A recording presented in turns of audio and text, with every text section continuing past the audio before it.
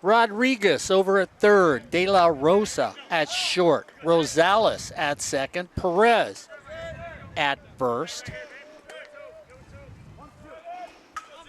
Yunamine behind the plate. Get to the outfield in a second. Dolphus on the mound. ERA of 2.48.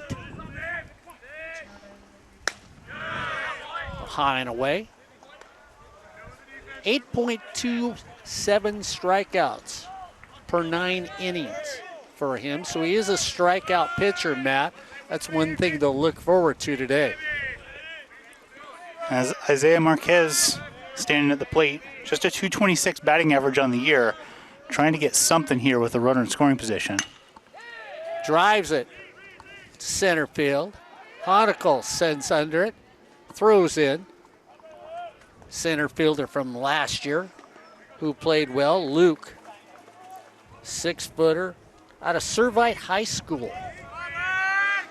Excellent defensive player. Hasn't made an error this year yet. So the designated hitter will come in for the Hornets. Nico Santamaria. Left-handed hitter. Only 22 at-bats on the season so far for Santa Maria.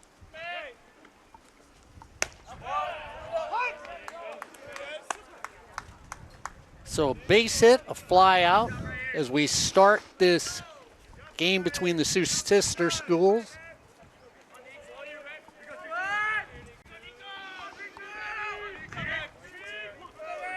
Dolphus, a deliberate pitcher. Popped up. Lots of room here, Matt, to catch that little foul ball. It is caught and dropped.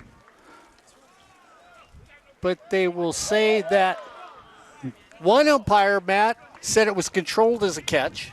The third base umpire said it was not controlled as a catch. So I think that they're gonna rule that as not a catch. Well, we're gonna have a discussion come out. And that's why you rarely see a pitcher field those pop-ups. They usually step aside. So, and the argument is he caught it, he took 2 steps, then he dropped the ball. So the argument would be it was not continuation by running with the ball. He had control, the play was over, then he dropped it. Like you said, probably an argument that's not going to be won. Right. I feel like we're talking about a football game here. You know, same sort of rules because now the 3 umpires, because you had the second base umpire, called it out. So now he will come down and get in the discussion. Matt Rogers on the air here on SportsNetUSA.net. It's been a while. It has been a while. You know, Matt's a little grayer. I'm a little older. And all 4 of us are hoping that we don't see anything like the last few days. And they're going to say that he did not make that catch. So Santa Maria will get another opportunity.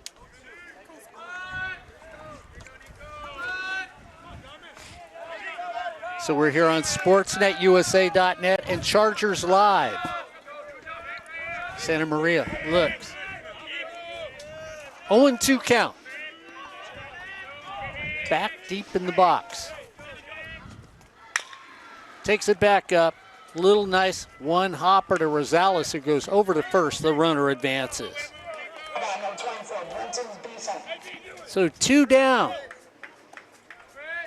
As Beeson, who's playing center field for the Hornets, comes to the plate. Beeson, one of the top RBI guys in the state. Comes into today's game with 32 RBIs. Dolphus comes up with a big breaker. Beautiful pitch right there. Those 32 RBIs are 6th in the state. So big bender for strike number one. A little muddy around the plate.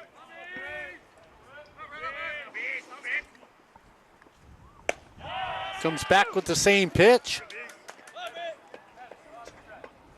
A little less break on that one. So now he's got him set up for that quick inside fastball.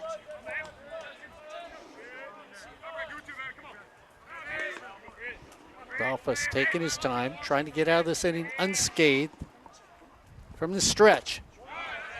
3 in a row, Matt. That one a little outside.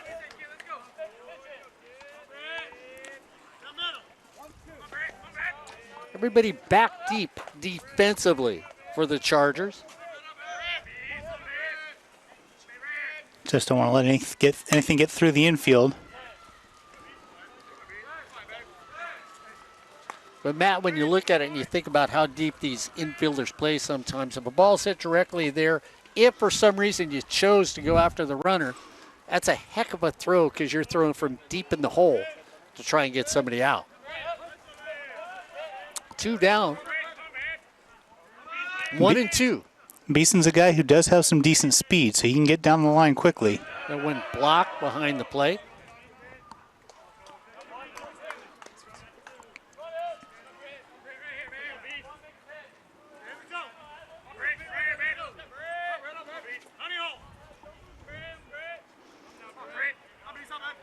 So Yonamine makes a nice little stop, goes down and gets it.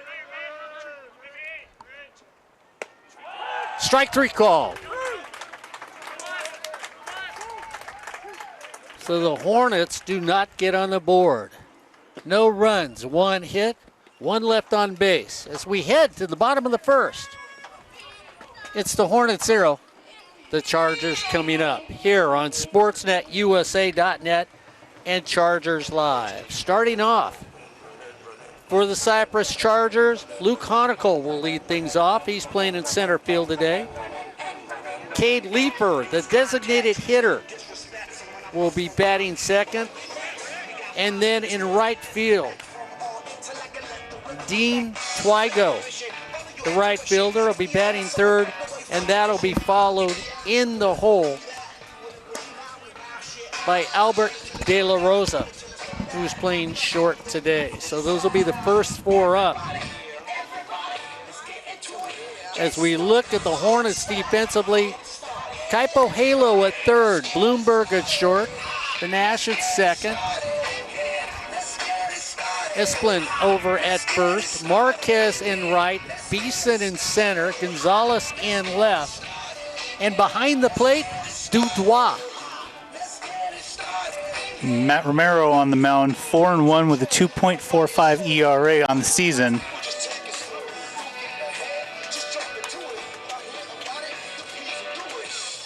And you look at these two teams, Matt, I mean, defensively, they're about the same. Cypress fielding percentage, 955. You look at the Hornets, 969. Hornets have 29 errors this year. Do pretty well when they have to turn that double play, though. They have 24 for the season. That's the most in the state. And if anybody gets on base and tries to run, well, there's been 13 attempts and 12 runners have been caught so far behind the plate.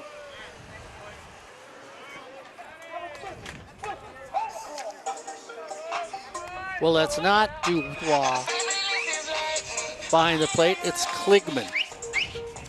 So Kligman is catching for the Hornets.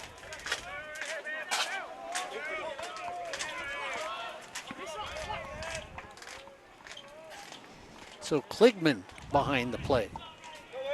Romero and Kligman. Luke Honicle comes up. Luke, a solid ball player last year for this Cypress team.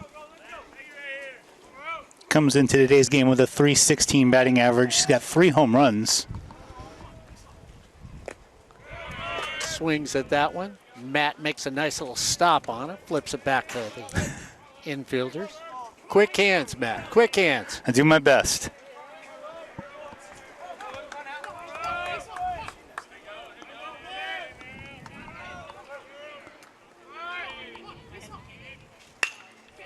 Take it up the middle. Go down low and get it over at short. Blumberg makes a nice play for out number 1.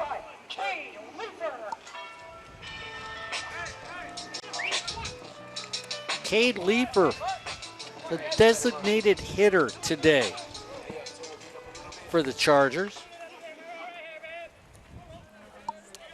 Cade also played last year for this very good Charger team. They're right there with Riverside.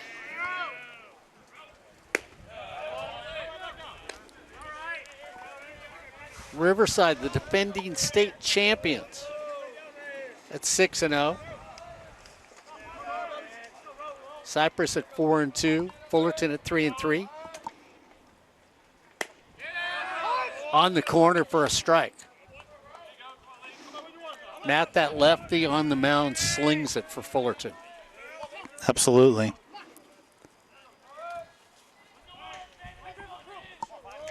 Shakes off a sign or two.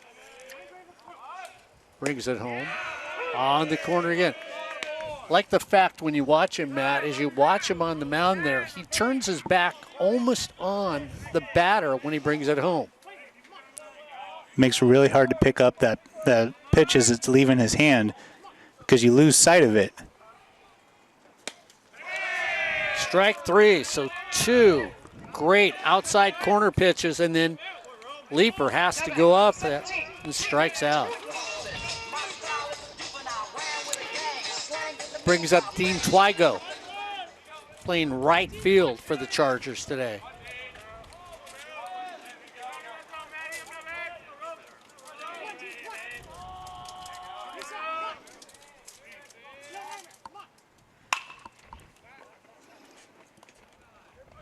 Dean just puts a lazy fly to right field, and the Chargers start off slowly. No runs, no hits, no errors, and nobody left on base. At the end of 1, it's Fullerton 0, Cypress 0 here on SportsNetUSA.net and Chargers Live. Matt, Mark, Ed, and John.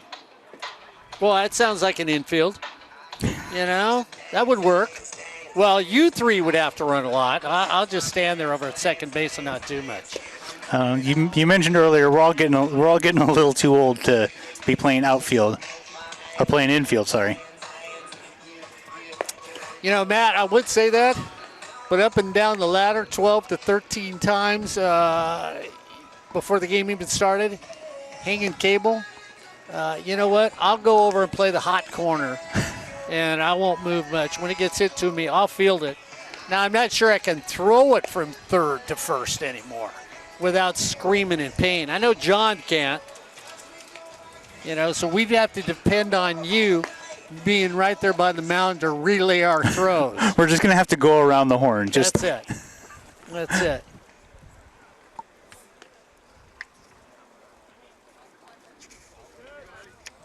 Kligman will start things off. Catching today for the Hornets, and he'll start the top of the second.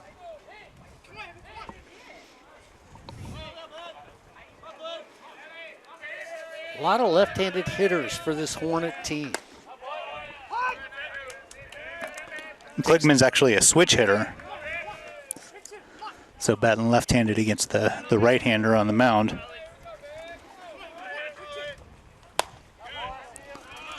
An interesting case too, Matt. You'll hear people argue about switch hitters. You know, should you just take that side that you bat well from, or what? I've always been a believer that you're stronger from one side of the plate, and it's probably best to just stay on that side of the plate.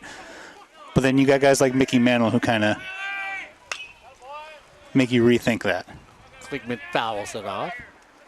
Yeah, but the year of the switch hitter, the day of the switch hitters, you don't see many anymore in the game.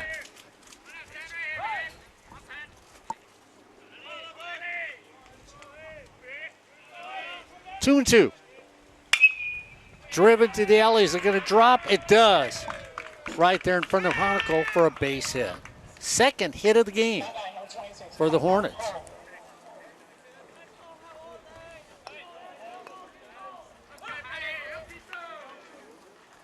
So Kaipo Haley comes up now, playing third base for Fullerton. It's our second hit of the game.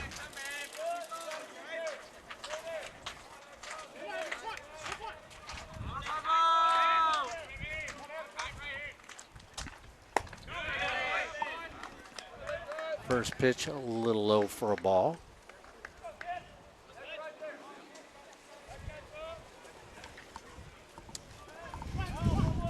Kaipo, an average third base person.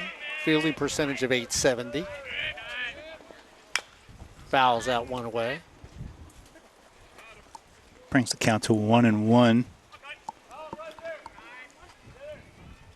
Looking up at the skies, hoping we can get this entire game in. Those gray clouds seem to be looming just a little bit north of us.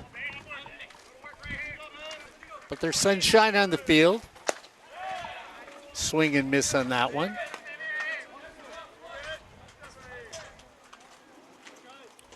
One and two. Runner at first, top of the second. No score in this game.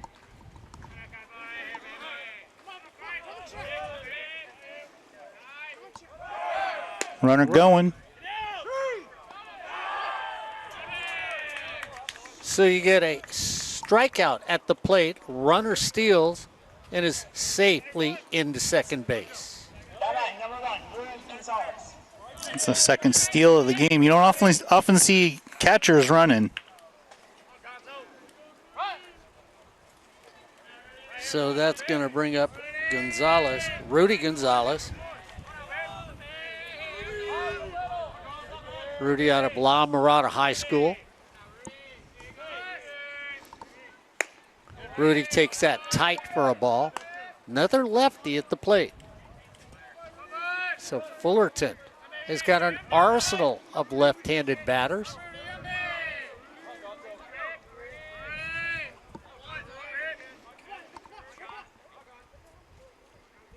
Dolphus taking his time on the mound. A little high.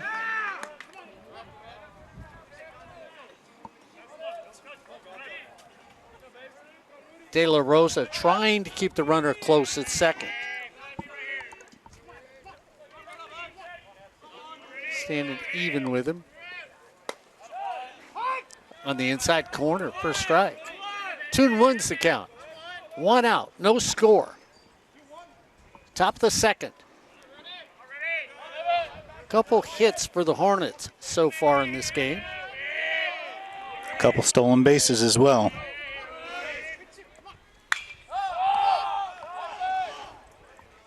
Easy little pop fly in the infield. Taken right there by Rodriguez, who dances across to get the out. The wind, you can see when you look out to the flags in center field, pushing a little bit towards right field, and that ball sort of made that movement. Good job tracking it. 2 down.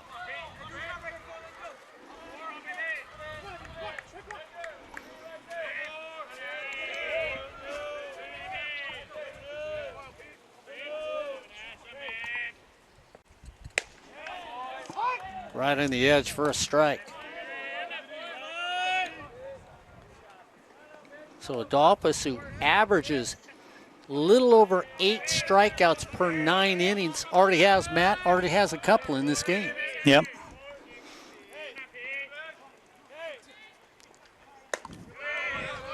High and away. Jared 1-1. Benash, 247 hitter on the season.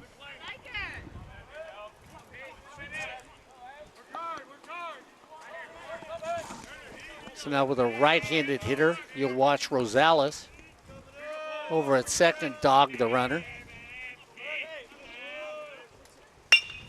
Taken back up, Rosales taking his time, flips over the first for the out. No runs on one hit, no errors, and one left on base. As we head to the bottom of the second, it's the Hornets 0, the Chargers 0. Here on SportsNetUSA.net and Chargers Live. Little community college baseball today on SportsNetUSA.net. Matt Rogers and myself calling the action.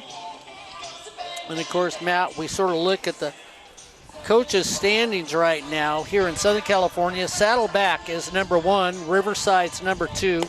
Palomar is number 3. Cypress is number 4 with a 16-5 record overall. Orange Coast College is next. Cuesta, Mount San Jacinto, Golden West, El Camino, Glendale, then Santa Ana, Fullerton, Canyons, Allen Hancock. And those are some of the top teams voted by the Coaches Association. So I got to ask you, when you look at rankings, I mean, what do you think of rankings? We've had lots of discussions about rankings on sports@usa.net. Are you one of those guys that loves to see rankings or just don't really care about them? It's one of those things that I go to right away just to try and gauge what I'm going to be seeing.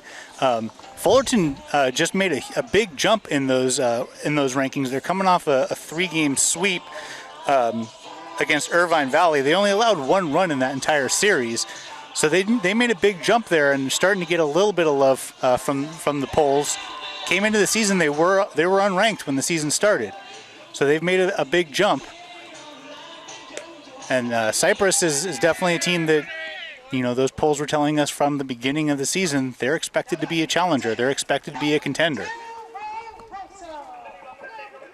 So we'll see if Matt is a prognosticator about Cypress Community College baseball. Leading things off, playing shortstop, De La Rosa. Albert fouls the first one off. De La Rosa, one of 4 players in the starting lineup today, coming into the game with a batting average over 300. He's got the traditional batting gloves on. Off the plate for a ball. 1-1's the count. Smooth motion by Romero on the mound for the Hornets. The lefty turns his back, slings the ball. Off speed, perfect pitch. 1-2's the count. De La Rosa was way out in front of that pitch. 1-2 pitch. Driven deep to left field, to the wall, hits off the base of the wall. De La Rosa turns, and he'll cruise into second base with a stand-up double. So a big lead-off double, and the first hit of the game for your Cypress Chargers. That'll bring up the first base person, Aaron Perez.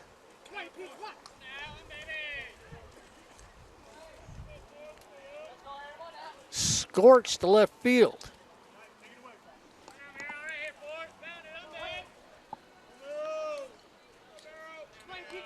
Hit with some of the famous faces out there.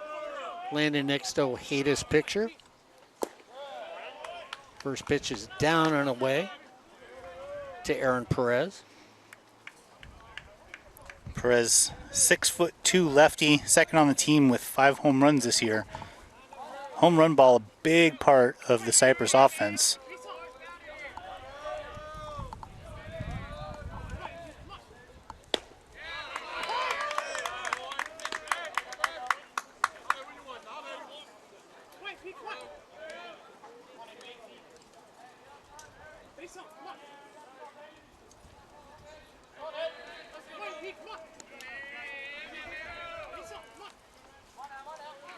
One and one count. Check the runner at second. A little outside for a ball. Brings the count to 2-1. Aaron went to Murrieta Valley High School.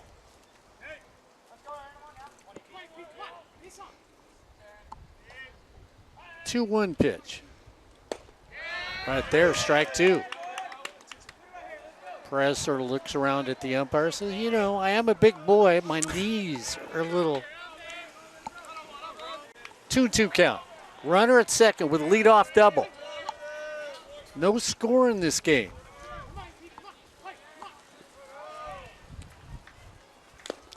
Fouled away. 2-2 stays the count. Just barely got a piece of that one.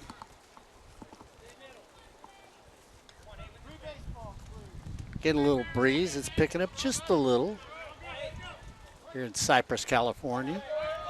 Blowing out towards right field.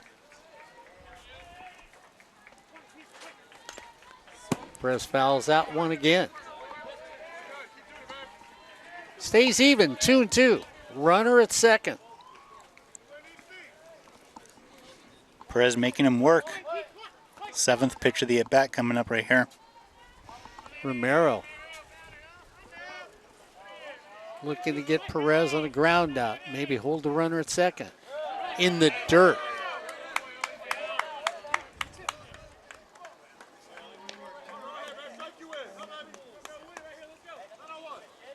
Nice stop behind the plate by Klickman. Romero's got excellent control. Only 5 walks in 40 innings, 40 and a third innings so far this season. 3-2.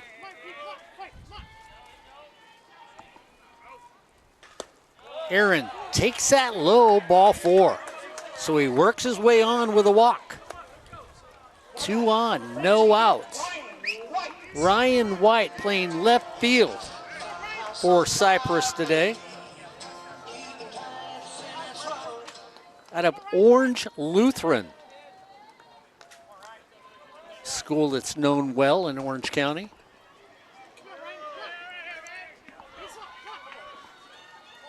Two on, no out. Bottom of the second. White waves at it. Doesn't get close. Matt, here's the whole thing. Old guy standing next to you. This is where I always look. I don't care who's up. Drop the bunt. 2 on, move the runners. And unfortunately, it's just a lost art, something that you rarely see. Oh. He must have heard you. Got my signal. If I was with Brad Pickler next door, I'd give him the signal. He'd squeeze for me when it comes to a softball game. And he has walked up before and said, when we stick a mic out there, that was for the old guy. Brad knows I love that. No, 2 strikes. I'm going to assume that they're not going to have the bunt on again. 0-2 count. Off the plate. Wanted White to go fishing on that, Matt. Didn't happen.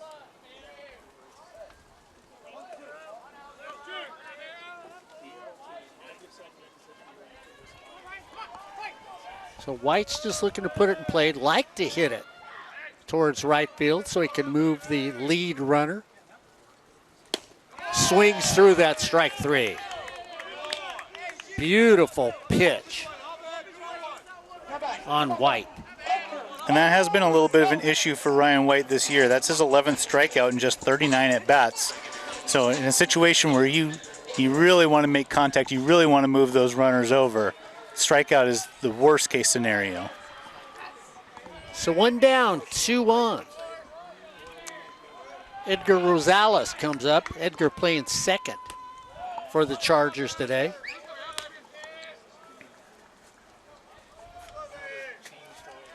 Takes that for a ball.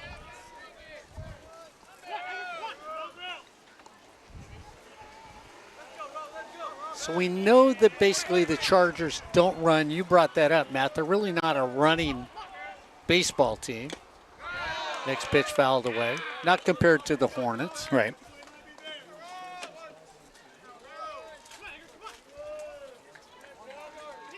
No runs, 2 hits for the Hornets. No runs, 1 hit for the Chargers. Here in the bottom of the second. 1-1. Off the plate. 1-2.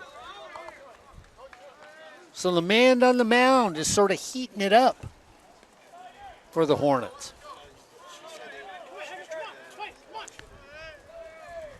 Shakes off a couple pitches. 1-2. 2 runners on. Romero takes his time, checks second, brings it home. Going to be out of play down the right field line.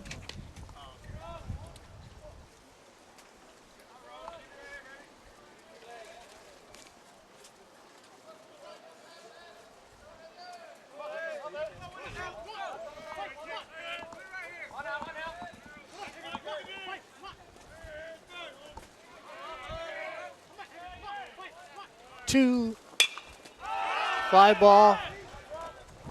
Everybody going out. It drops. And everybody held up, Matt, because the runners themselves even thought that ball was going to get caught by one of three defenders. That just dropped into no man's land. So no one was able to advance more than 90 feet there, but that's going to load the bases. So one down, bases loaded.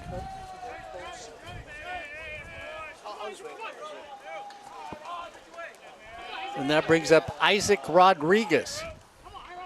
Rodriguez playing third base for your Cypress Chargers. Swings at the first pitch, fouls it away.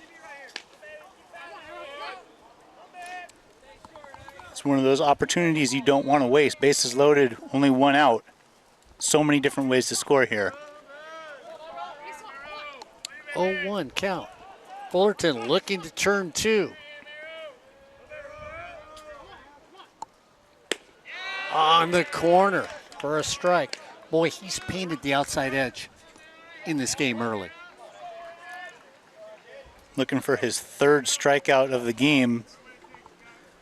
Would be a huge one if he can get it.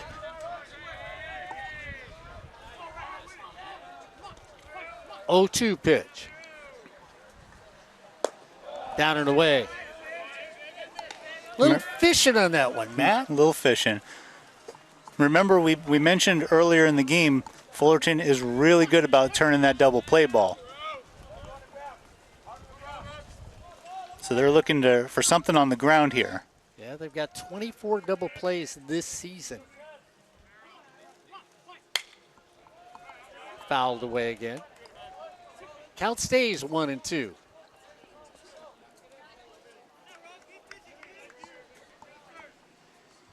De La Rosa started things off with a double. Then Perez walked. White struck out. Rosales gets a single. It just sort of drops where there was no one. Just a little can of corn that dropped in. Shot right there. Pass short. One run in. They're going to play station to station, and boy, howdy, that was smoked, and there was no play by Blumberry over at short.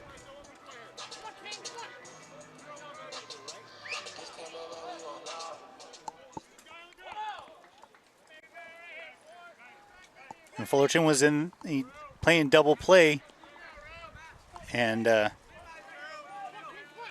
he just found that hole. Rodriguez just found that hole where the shortstop normally would have been.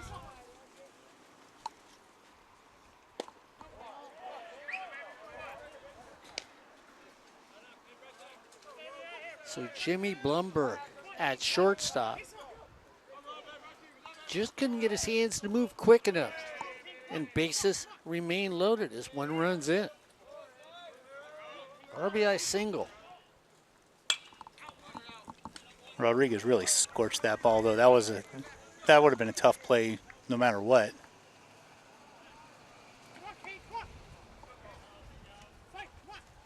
Yanamine comes up. Catching for the Chargers. Wants to come up with another hit. Slaps it towards right field. Fair ball. Just drops in. One run in. 2 runs in on a stand-up double. Again, Matt, that just sort of spied where the line was and dropped in for the Chargers.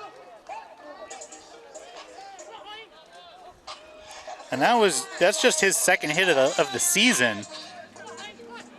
Drives in 2. Fourth hit of the inning. And that takes us back to the top of the order.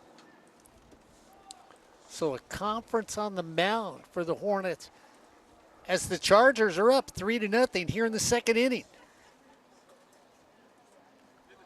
3 runs on 4 hits for your Cypress Chargers here on SportsNetUSA.net. Matt Rogers, the old guy, Ed Ford, and Big John down at the end.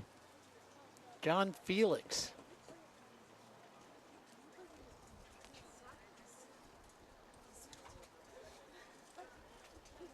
Matt and I feel a little younger. The guys to our left are all bundled up. You and I are just, absorbing the,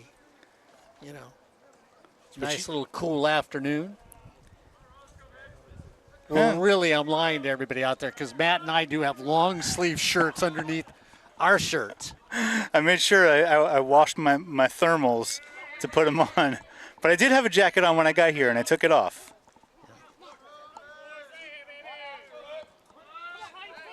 So Luke Hanukkah will come up. Grounded out to short his first time up. Takes one around the eyes for a ball.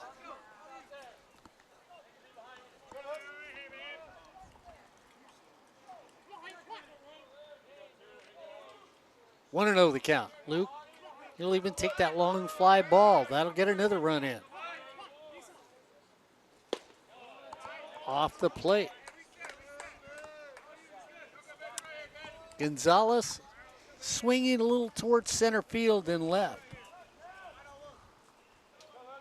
Beeson about straight away for the Hornets. Marquez straight away and right. Hanukkah put some legs into it, and it's going to the wall. And on that double, he clears the bases.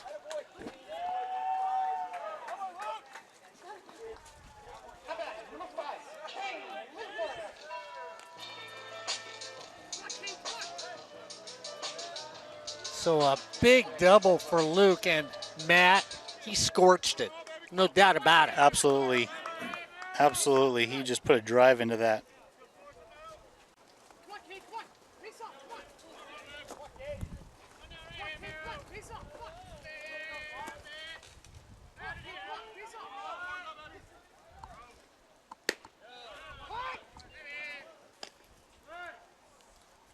Five runs, 5 hits for the Chargers here in the second. Only for the 8th man to bat in this inning, and there's still only 1 out. Cade Leeper comes up. Struck out his first time up.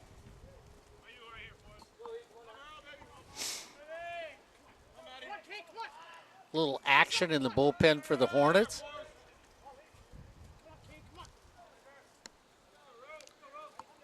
Wind's blowing out to right now.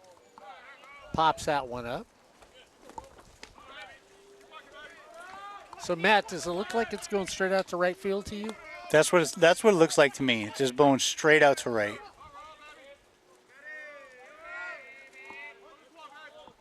So we'll see if Cade can get one in the jet stream. Bring home Luke at second. Nice little one. Cade goes down second time on a swinging out. 2 down. Dean Twygo comes up. Flight out to right, his first at bat.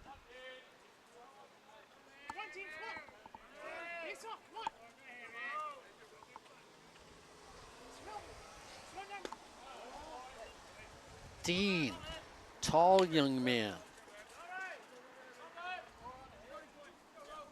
6'3", sort of drops that front leg, bends the knee. Very erect when he starts off, bat on his shoulder.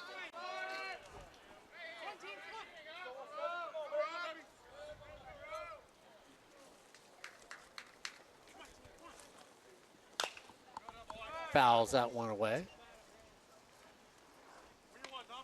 See, look at him, Matt. Starts off very erect, then just before the pitch, he'll give it a little slight turn, take that front leg and sort of dip it to get spring on his swing. You watch him, he's got that little twitch on his elbow, his back elbow. Fouls that one away. Twygo, the 9th man to bat in this inning. So Cypress has hit around here in the second. 5 runs on 5 hits. No errors in this inning.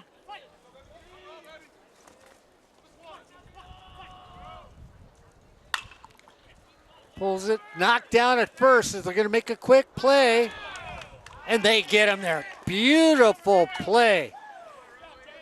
Made over there by Espelin. Thank you, Matt. That's what I'm here for. Bang, bang play at first. Just barely got him. That was 3-1 if you're there. But not before 5 big runs. 5 runs on 5 hits, no errors, and 1 left on base. As we head to top of 3, it's Cypress 5, the Hornets 0, here on SportsNetUSA.net and Chargers Live.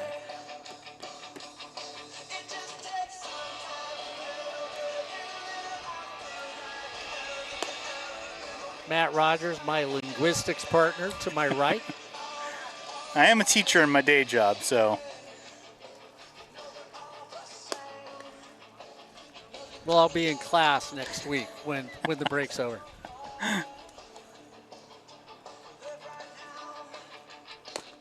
What level?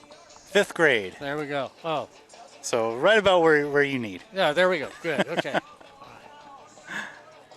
Let you help me with my writing skills. I was known for my years in college writing that run-on sentence. Of course, myself and Ernest Hemingway, and we both did that, so.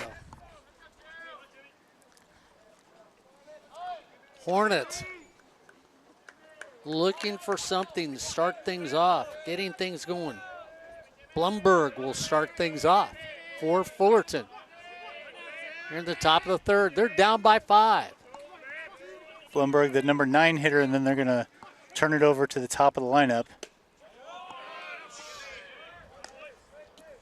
Dolphus off the plate. Well, he's got a 5-run lead. Let's see what he'll do.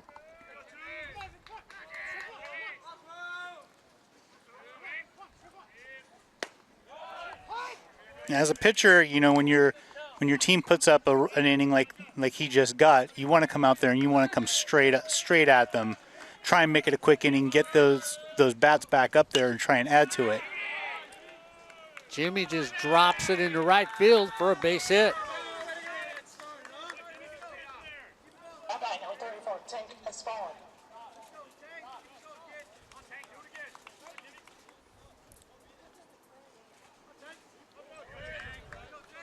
So the Tank is up there. It's his first name, the first baseman for the Hornets. Just made that great play to end the last inning. Now a chance to do some damage with his bat.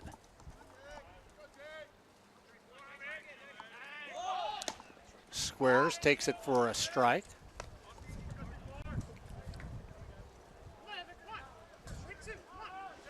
Blumberg over at first is a guy who does like to run. He's got 3 stolen bases. Hornets already have 2 stolen bases on the day.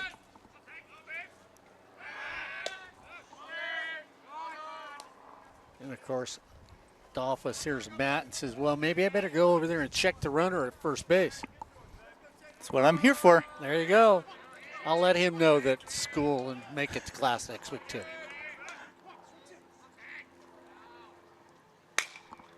Taking the left field. Easy little catch out there on the dead run by White. And White brings it in. Of course, the runner can't advance. The left fielder is coming towards the infield when he catches it and quickly gets it back in.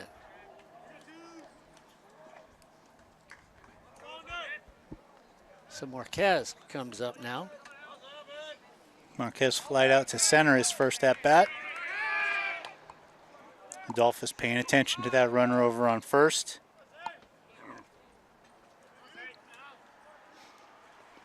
Isaiah Marquez out of San Dimas High School. Takes it to right field for a base hit.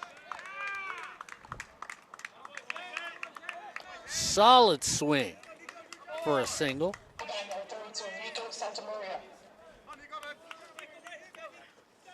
So 2 on, 1 down here in the top of the third.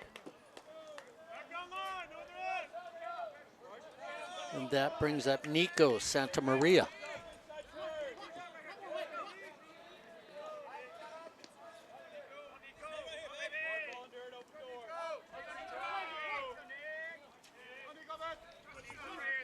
So 2 on, 1 out. The Hornets trying to answer.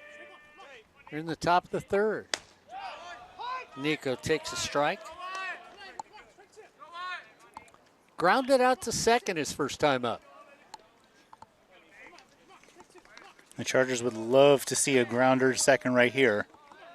Possibly turn 2.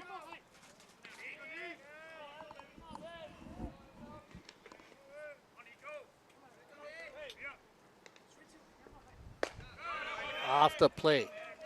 Overthrowing the ball.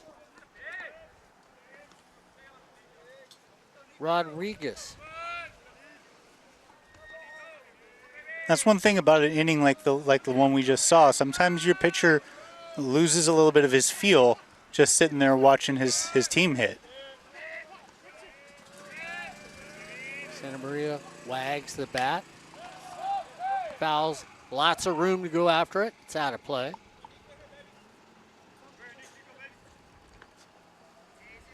So Rodriguez at third, De La Rosa at short, Rosales at second, Perez at first. That's the infield for Cypress. White in left, Hanukkah in center, and Twigo over in right. That's the outfield for your Chargers.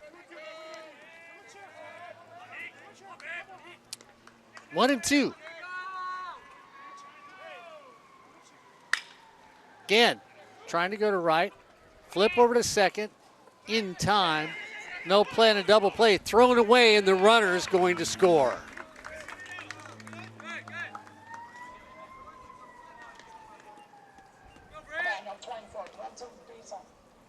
So Santamaria gets on a fielder's choice.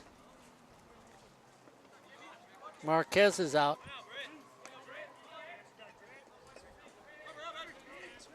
4-5, and I'm going to ask you, Matt, do you call that an error?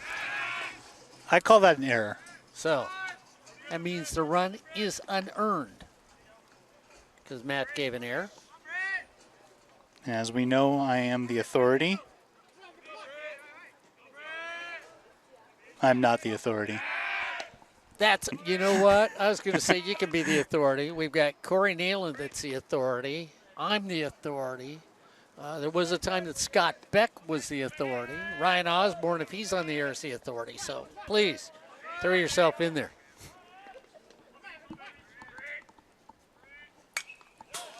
Fouled away. But the Hornets get on the board. 5-1 at the score. Beeson at the plate right now. He struck out looking his first time up.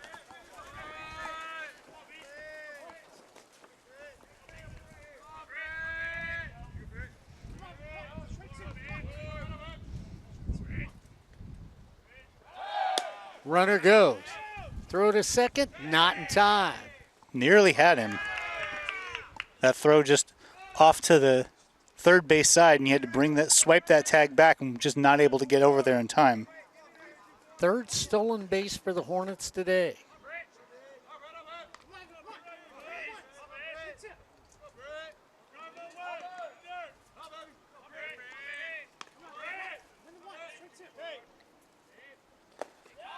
Down in the dirt. Going after something non-hittable on that one. 1-2. 2 outs. 5-1.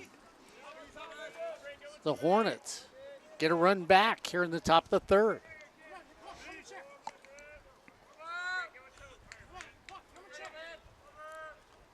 One, two. Strike three. Second time Beeson goes down on strikes in this game. So one run on a couple hits and one error by the authoritarian Matt Rogers. But the Hornets crawl back just a little closer in this game. It's Cypress 5, Fullerton 1, here on Sportsnet, USA.net, and Chargers Live. Well, Matt, you look at these two teams. They're right in the middle of the OEC. They're chasing Riverside, the defending CCCAA champion, who's 6-0 in conference. You know, this is with a lot of rainouts. This is where you've got to have a pitching staff or one really volatile offensive team. Right. And you know, the Chargers are coming out and showing some offense right here, putting themselves in good position, at least early in this game. They hit around the last inning.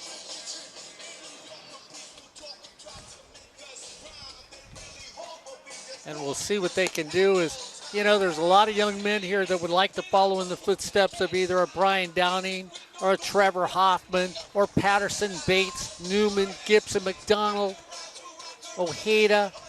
As you look at the wall out there, of course, when you look at the amount of state championships here, by Scott Pickler, 91, 94, 97, 2003, and 2013. You put him and Brad together, 14 state championships here at Cypress College because of the two brothers.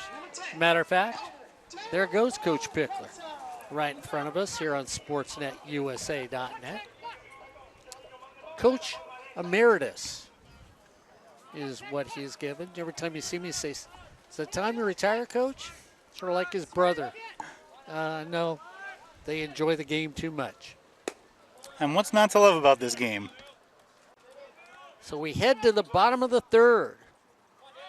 Cypress up 5-1.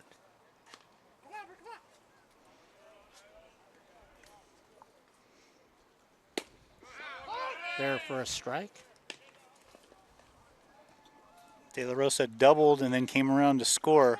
Doubled leading off that second inning. Came around to score the first run of the game.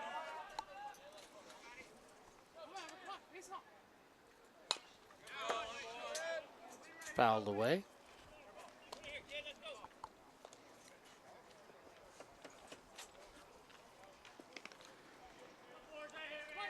Of course, if Matt had his way, he'd have a World Baseball Classic on the community college level. Get all the community college baseball teams from all over the nation to play. Who wouldn't love to see that? Oh. Little dying quail in the center field for a base hit.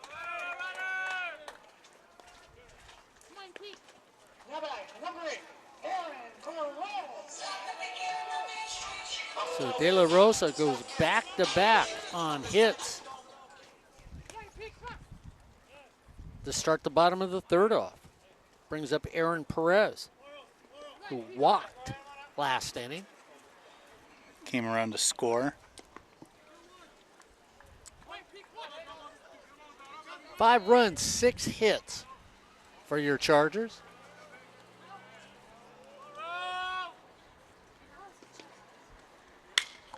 Perez goes after the first pitch. It's an easy fly ball to left field, taken there by Gonzalez for the out.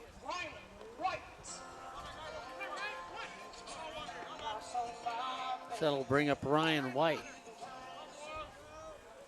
Strikeout victim his first time up last inning.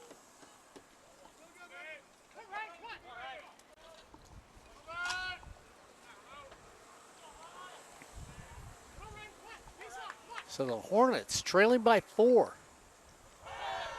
A little flip over to first. Really important for Matt Romero to get through this inning and get through it quickly. Doesn't want to be putting men on. Doesn't want to drag this inning out. Not after he labored through that second inning. And they still have people warming up in the bullpen too, Matt. Off the end of the bat. A little flare shot into the dugout. That gets people dancing over there.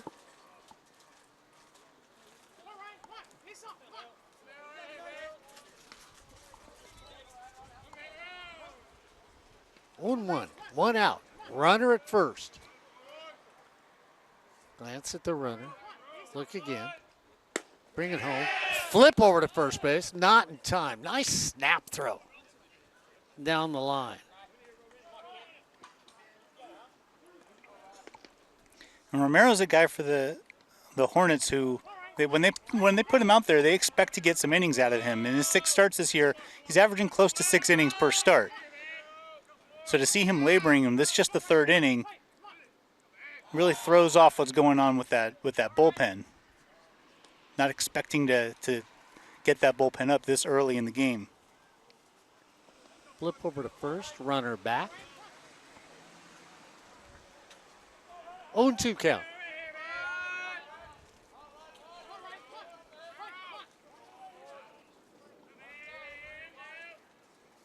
Brings it home. Off the plate. Thought he had it. It was close. Nice little turnout by the Fullerton crowd. Great turnout by the Cypress fans. 1-2 count.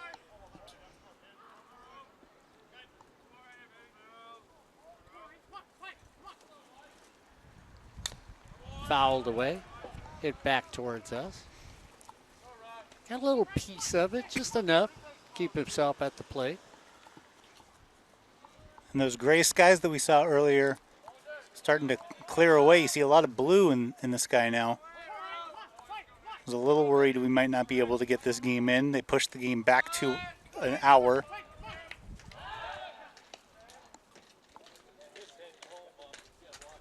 Well, the way things have been going, Matt, with everybody getting rained out, everybody's trying to do anything they can to get their games in. There are no minimum so far for anybody to play on the baseball side and the amount of games to be played.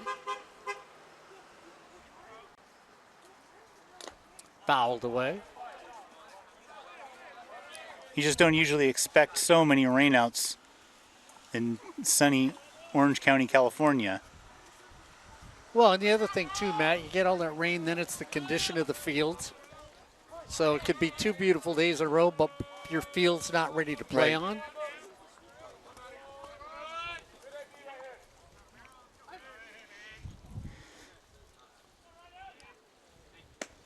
Off the plate. I mean, when I showed up early today to meet Ed, they were working on the field. Nobody was in a uniform, and I said, wait a minute, did the game get canceled? And they looked at me and they said, no, we just pushed it back another hour. As the champion softball team walks in here, undefeated OEC softball team for Brad Pickler to watch the men play in the dirt.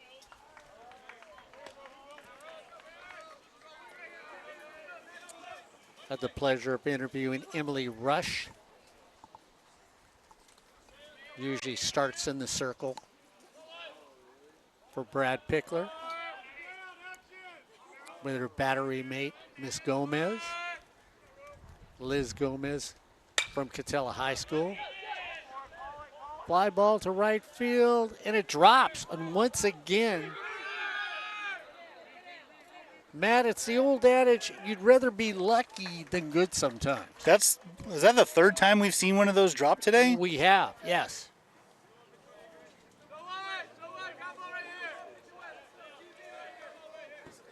And you know, you've played a lot of sports in your life. But there's those times that you're going to hit a great line drive and some guy reaches up and gets it out of nowhere. So I guess they balance out. I'm not sure, because if they do, I'm owed a lot of base hits.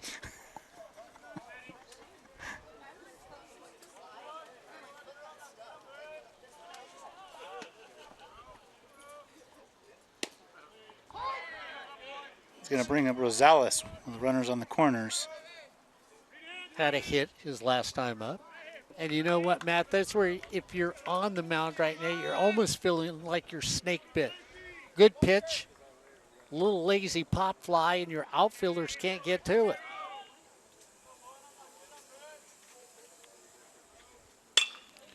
Taken right there. Quick throw to first. Double play. And that was just what Matt Romero needed.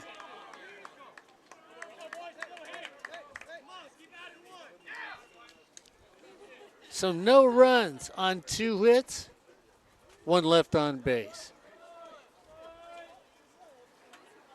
After 3 complete innings of play, it's Cypress 5, the Hornets 1, here on Chargers Live and Sportsnet, USA.net. Well, Matt, you know what I'm going to do? I'm going to move out of the way. I'm going to let you take over for a little play-by-play. So Matt Rogers is going to bring back to the action, starting here in the 4th inning on Chargers Live and Sportsnet, USA.net. Thank you, Mark. So we head to the top of the 4th inning. Cypress with a 5-1 lead, looking to build on that. Hornets were able to get a run back last inning to cut that 5-run lead to 4. See if they can do a little more here in the 4th inning. Kligman, Heoli, Gonzalez due up this inning.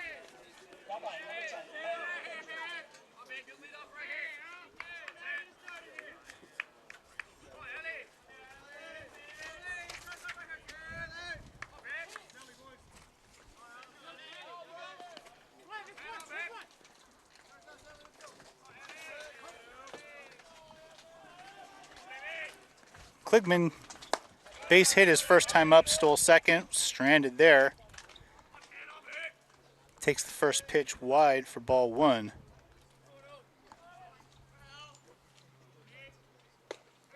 So like Matt brought up, Kligman batting only .224 this season, an on-base percentage of .410, a slugging percentage of .328. So Adolphus, first 3 pitches to Kligman, all outside. That brings up a 3-0 count, and the Hornets need some base runners. It's early in this game, but they're already down 4. They need to start clawing back. Kligman with 14 strikeouts. And I don't think that he was planning on swinging at that pitch. And took it for a strike.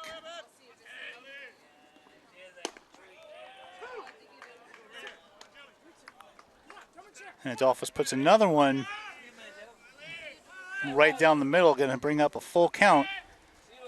Working this count back from 3-0 to 3-2.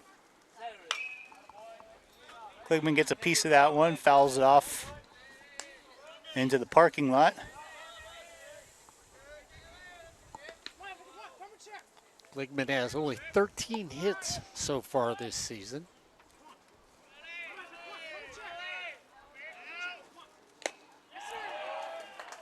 He got a piece of that, but gloved by the catcher, it's going to be a strikeout.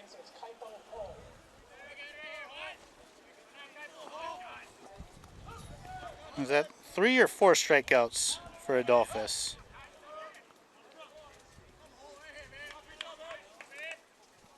Four. It's his 4th strikeout of the game. Heoli steps up with 1 out here in the top of the 4th inning. First pitch taken for a strike.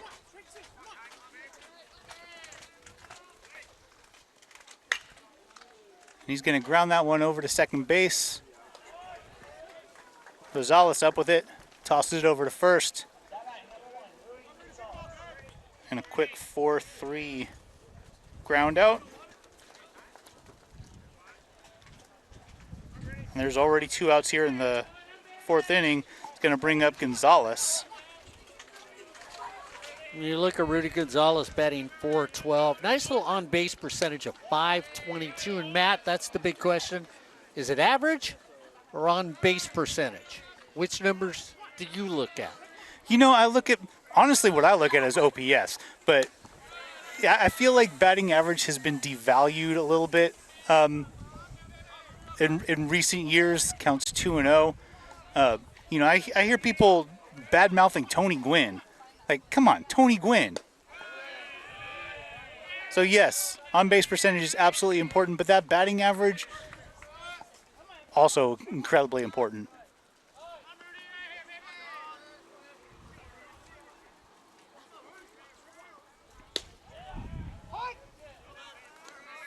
There's a strike bringing the count to 3-1. One thing about Adolphus, you watch him, he gets that ball, he's back up on the rubber, he's ready to pit, he's ready to throw that next pitch.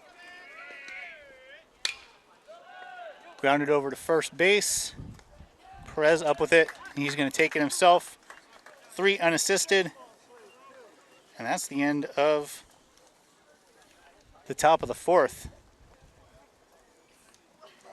With the score, Cypress 5, the Fullerton Hornets 1. Here on SportsNetUSA.net and Chargers Live.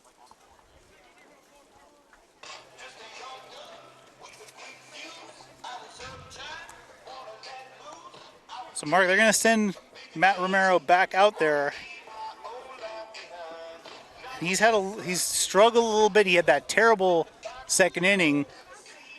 Didn't give up any runs in the first or the third, but I felt like that last inning he was laboring a little bit. Yeah, but I mean, Matt, you talked about it. They probably have a system here where they want you to go so many innings. You know, you do know that you've been around, watched baseball long enough that every manager's got their own quirk, their own style, and they'll do it a certain way. That might be the style here at Fullerton. And they might look at that second inning as an aberration. Absolutely.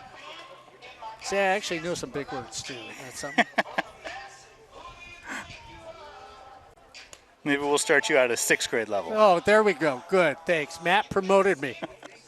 I'm lucky I'll get to go to middle school.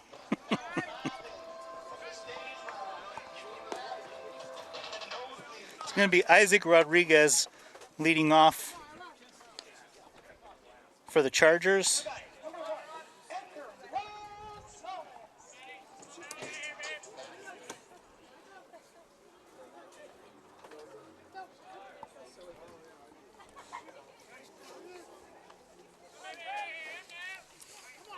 Rodriguez singled and drove in a run his first at bat.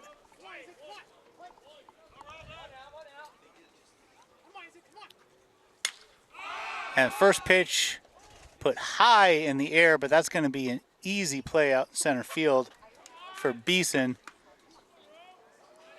And a quick first out here in the bottom of the 4th inning. Yonamine comes up. Yonamine with that big 2-run double in the 2nd inning. It was just his 2nd hit of the season.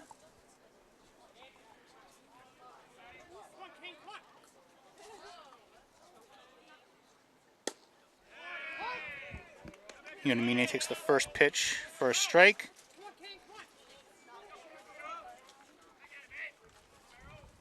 But you realize, Matt, he's only had 18 at-bats so far this season. Most of the people had been playing around 78, 80. That ball in the dirt, but Yonamine went after it. And it's going to bring up an 0-2 count. Excellent catcher, hasn't made an error. Oh, little rabbit taking a run on the infield. Good contact, but grounded over to Benash. Takes it to first, and there are 2 outs. Back to the top of the lineup, Luke Honekel.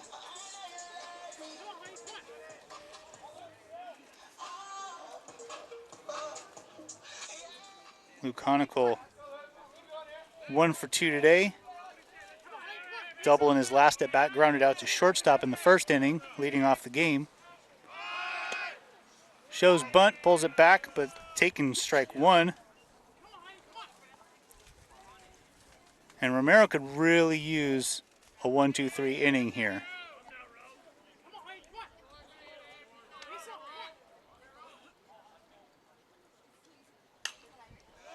Swung on, fouled back, out of play. And a quick 0-2 count. Luke's good with an eye. Walks as often as he strikes out here when you look at him. Sort of even across the board.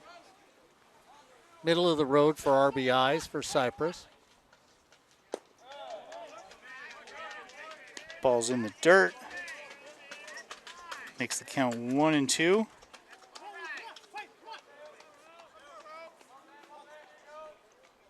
That was the first ball thrown by Romero this inning. Trying to make it a quick inning. That ball's hit out to left. It's going to hang up. Gonzalez makes the play, and a quick 1-2-3 inning for Matt Romero.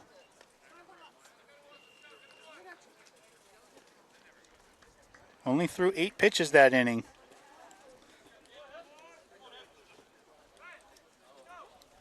So we head to the 5th inning. The score is 5-1.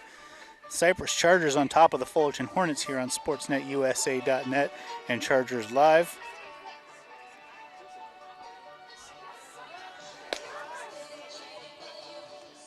And of course, you know, I'd mentioned Scott Pickler, who is one of the most respected coaches in the community college nation when you talk about baseball.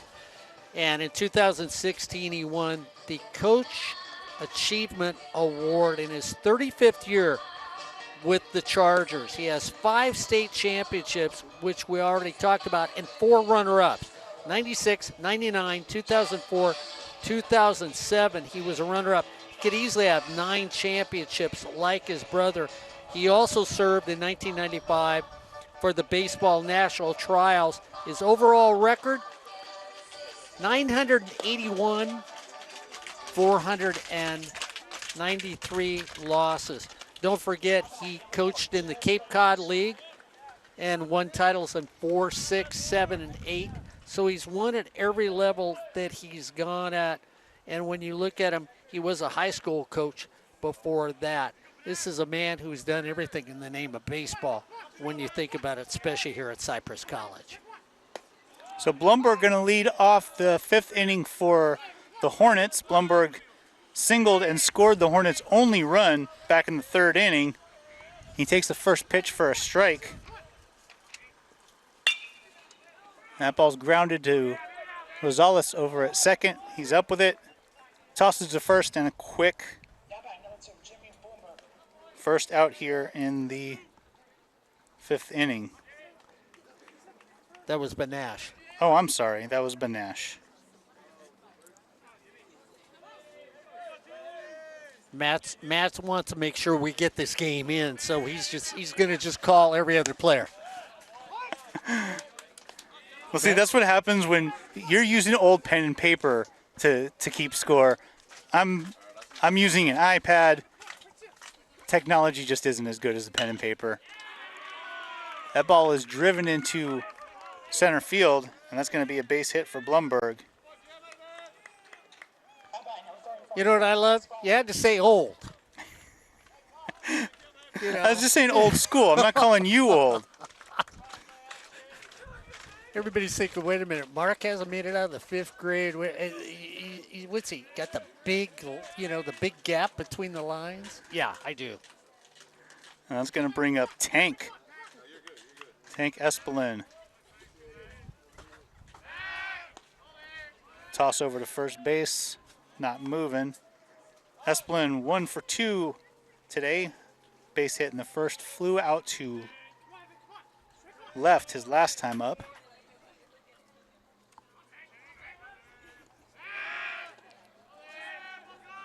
Blumberg over at first, did steal a base his first time on.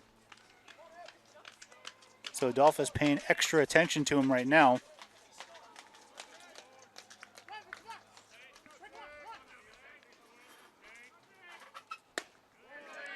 First pitch to Espelin inside. Yeah, Backs him up. That gives Jimmy now 4 stolen bases. And Matt, when you look at it, you've got a lot of players that are at 4, 5, 3 for the Hornets up and down the lineup. Like you said, they love to run. They love to run, and the Chargers have not been very successful throwing out base stealers. So you put those two things together, this is what you get. You get these stolen bases.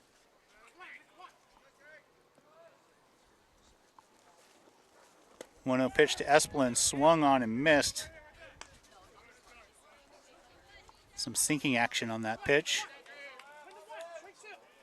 Espelin has struck out 20 times this season, only walked 16.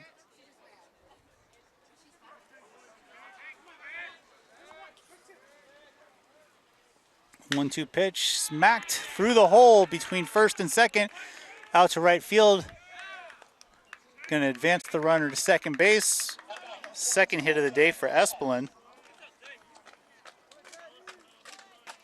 Blumberg moves to second, and runners on first and second with just one out here in the fifth. A little conversation in the mound here on Chargers Live and SportsNetUSA.net. A little more baseball here on SportsNetUSA.net. Coming up this Saturday, we're going down to Saddleback. Albert Robles, Ed Ford, Corey Nealon, and myself for a little Saddleback baseball, Bobcat baseball here on SportsNetUSA.net. And then next week we hit on back on softball after baseball. Softball right around the corner. Here all on SportsNetUSA.net. So the conversation on the mound is over. It's going to bring up Danny Marquez. Marquez 1 for 2 on the day.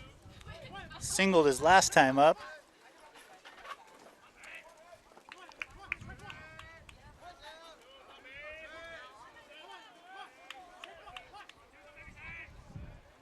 Adolphus looking in, gets his sign.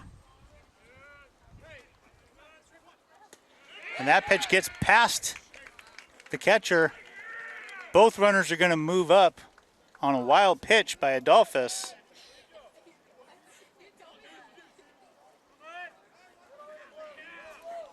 And so now the Hornets runners on second and third, and a chance to really get back into this game with a base hit by Marquez. So we'll see what Isaiah can do.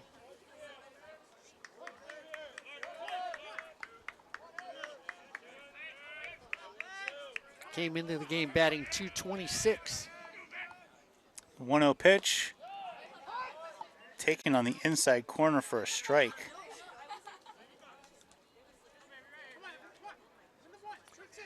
.226, but second in RBIs on this team for this Hornet baseball team. 1-1 pitch smacked into the gap at short. Diving attempt, not going to get it. 2 runs are going to score on a base hit by Marquez. And suddenly, this game, which was at 1.5-0 Cypress, is now a 2-run game. 2-run single by Danny Marquez, scores 5-3. Santa Maria steps up.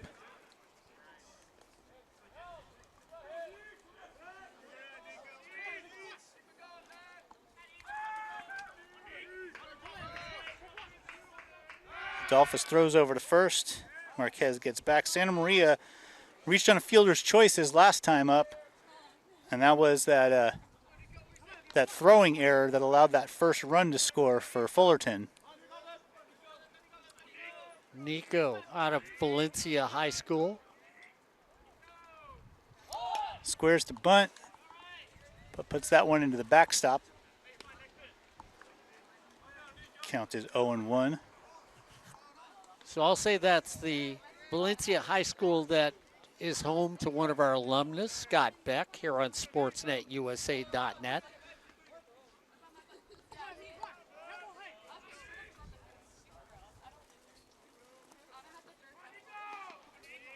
Runner is going, the pitch is high. Good throw down, and they got him.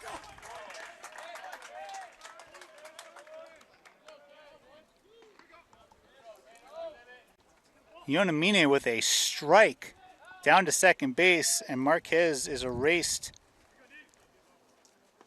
Trying to steal. That's the second out of this inning. Santa Maria swings at a ball in the dirt. Made a little bit of contact with it, but it rolls off safely foul. And Matt, here's where we're talking about the young man behind the plate for Cypress. Even though he's not batting big, defensively, he's incredible. And they might have found that defensive catcher that they're looking for. 1-2 pitch is smacked. Is that going to get down? No. Ranging over into left center field was White to make that catch. Ryan White, and end the inning. So Fullerton strikes for 2 more. We head to the bottom of the 5th. The score is Cypress 5, Fullerton 3 here on SportsNetUSA.net and Chargers Live.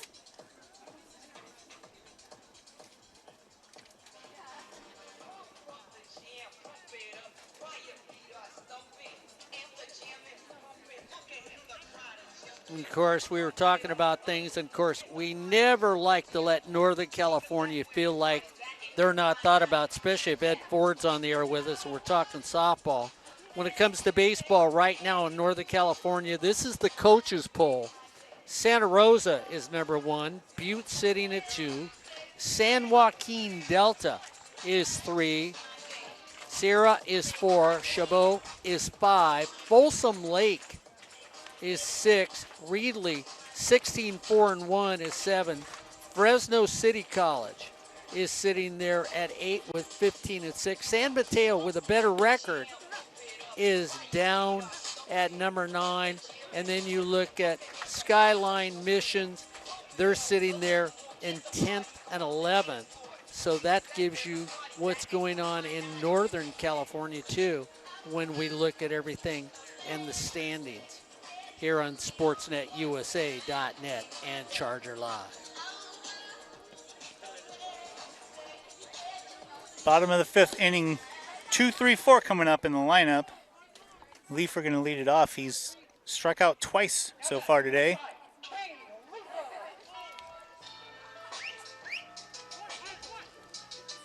So despite his early struggles in that second inning, Matt Romero has settled down, made it into the 5th inning, had a cruise through that 4th inning, see if he can continue here in the 5th.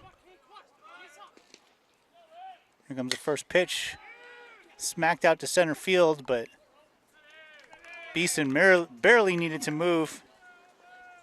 1 pitch, 1 out on a fly ball to center field. It's going to bring up Toigo.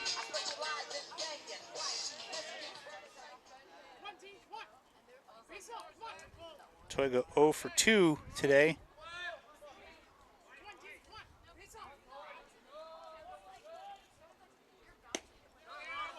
First pitch is a strike.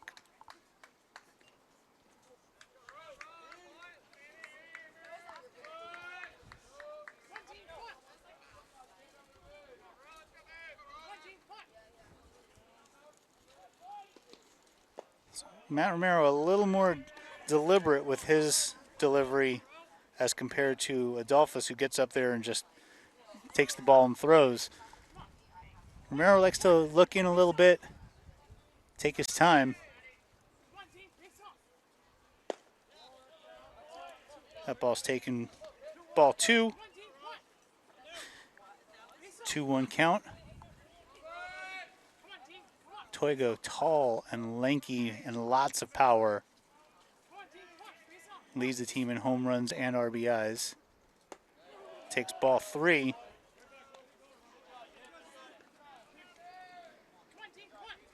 Yeah, it was interesting. The coach came over and we went through names, and he looks at me and he goes, okay, so how do you say his name? I said it and he goes, it's Toigo. I said, there's a W in there? And he smiled at me and he goes, you don't see a W, but That's the way you say it, with a W. And I went, okay, thanks, Coach. I appreciate that. Well, I can tell you as a teacher, I know my way around names.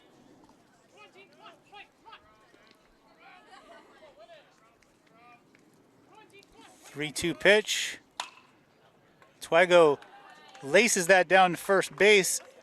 Esplin tried to make a play on it, but was not able to. It gets over his glove, and that's going to be a base hit for Twygo. Bringing up Albert De La Rosa. Esplin making a stab and grab play over at first, or at least he tried to. And it became an Olay play, where you throw up the glove, you hope the ball hits your glove. If it does, you look brilliant. If you miss it, you just say, thank goodness it didn't kick me in the nose. De La Rosa, 2 for 2, a single and a double today.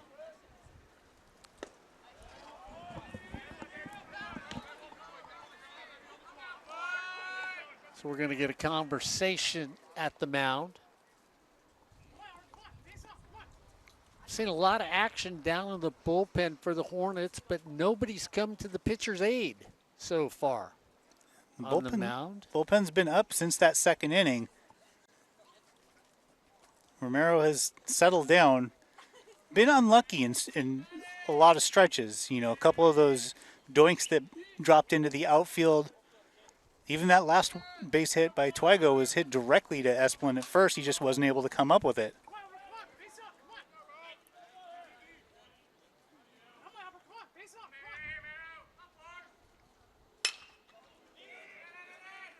Smack to center field. Beeson slides. Yeah, it was immediately called a base hit by the first place umpire.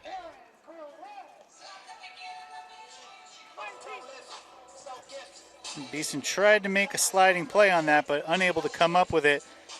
Third hit of the day for De La Rosa.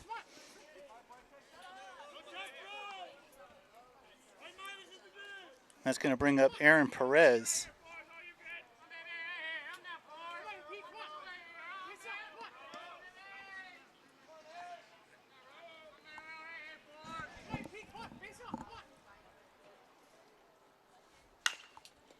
Ground ball to first, and Esplin once again cannot come up with it. That gets to the outfield.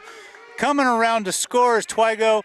De La Rosa moves over to third, but Perez is going to be thrown out trying to go to second. So score that as an RBI base hit. Thrown out trying to stretch it to 2.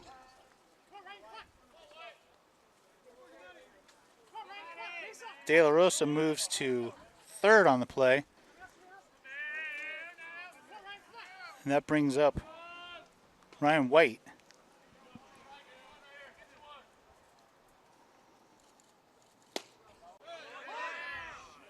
So Cypress gets a run back, extends their lead to 6-3.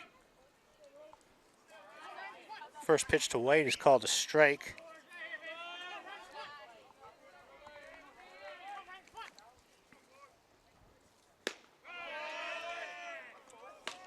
Romero blows that one past past White. 0-2 count.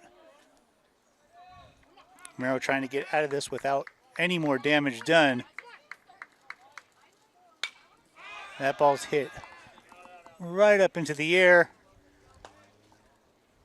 but out of play. So we'll do it again, 0-2 pitch.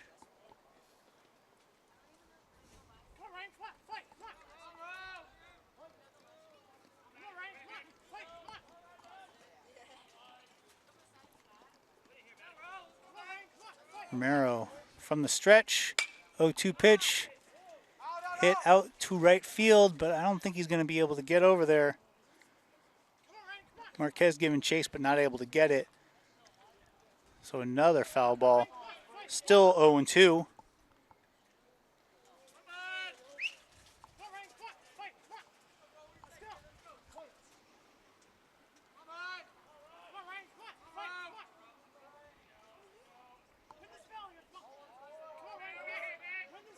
Here's the 0-2 pitch. Swung on. Hit foul again. Is this going to stay in play? It's not.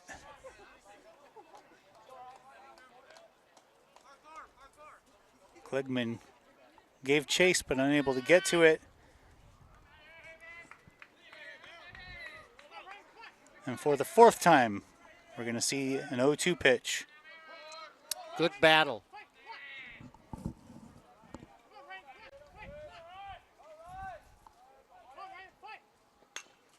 And he fouls it off again. So Ryan Waite just refusing to go down here, waiting for his pitch and just fouling everything off until he sees it.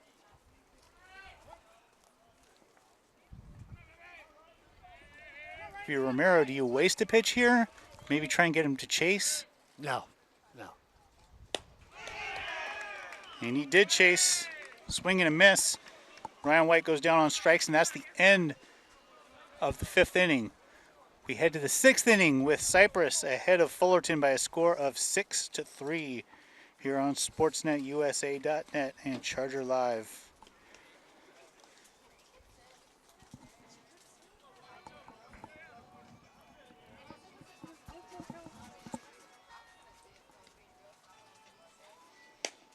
Of course, I always like to look at records and see how the game has changed and some of the numbers that you look at. And of course, one of the,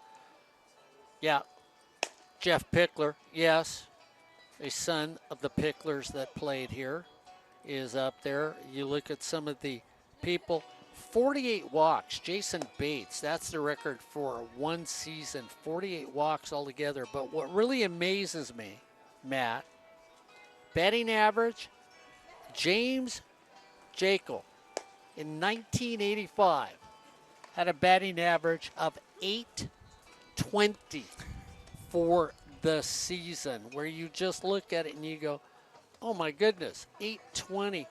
Again in 86, he dropped off from 820, didn't do too well, only 748. You got to wonder what was wrong with him. What the guy, I mean, he must have slowed down a step. 820 to 748, those are softball numbers when you talk about batting averages. So we start the sixth inning here. This game moving pretty quick for a game that's seen 9 runs score. First pitch is laced into left field. Looking up, that ball is gone.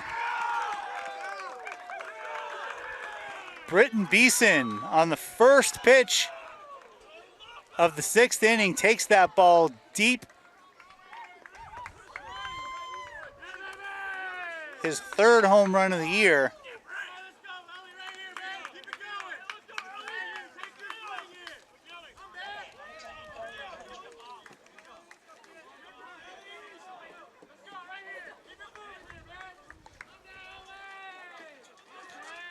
And quietly, except for that one, as we're going to get time in the field. Matt, that's now 4 runs on 8 hits for the Hornets. They, we didn't think we saw a lot of hits. They've got 8 hits. There's only 1 error in the game.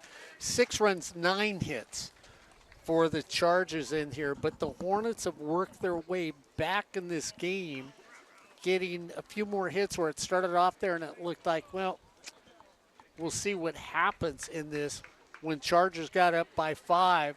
In that second inning on 5 consecutive hits. And then they've slowly found a way to hit the baseball, and now we're going to have somebody new come to the mound. So that's going to be it for Adolphus.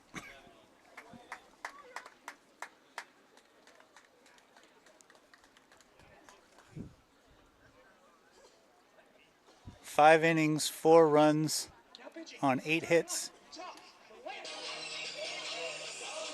And Josh Landry comes and takes the mound. Landry with a ERA of 3.24. Strikeout ratio, almost 9 for 9 innings when he gets in there. He's only pitched 16 innings this season. He's given up 9 hits, 7 runs. 6 of those runs were earned. He has struck out 16 and walked 8, so he's got a 2-to-1 ratio for strikeouts to walks when you look at him. He's won a couple games, hasn't lost any, and he's got one big save for this Charger team so far this season here on Chargers Live and SportsNetUSA.net. So he comes in, he strikes out a lot of guys. 8 walks in 16 innings is a lot of walks. So some control problems. We'll see what we get today. Kligman to the plate, and the first pitch is taken for a ball. Kligman 1 for 2. He's got a base hit. He also struck out in the 4th.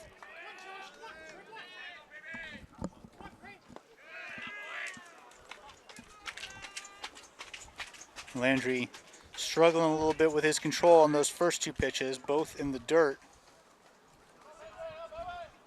Landry, tall and lanky, 6'6", only 175 pounds.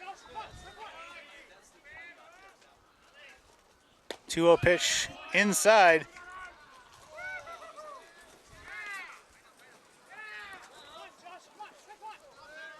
Of course, Landry, a product of Cypress High School.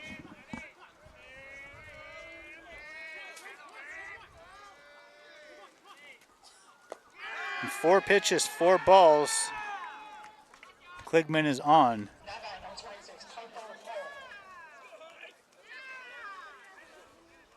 So the tying run comes to the plate. There was a time we didn't think we'd see that in this game. It looked like a bit of a runaway early. 5 runs in the second inning, but Fullerton's just been clawing their way back.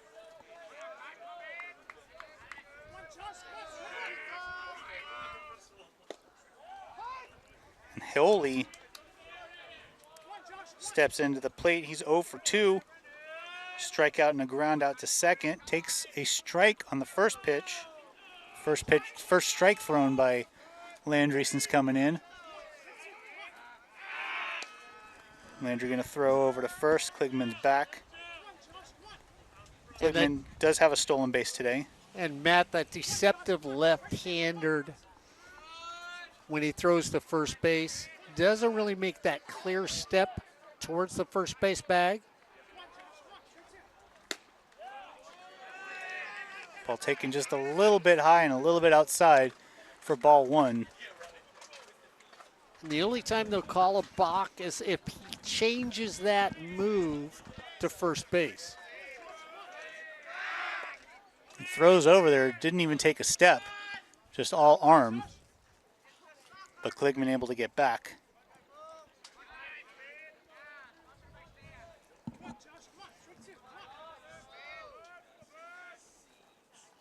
One pitch swung on and missed. Looks like Landry took a little bit off of that one. And Heoli out in front of it.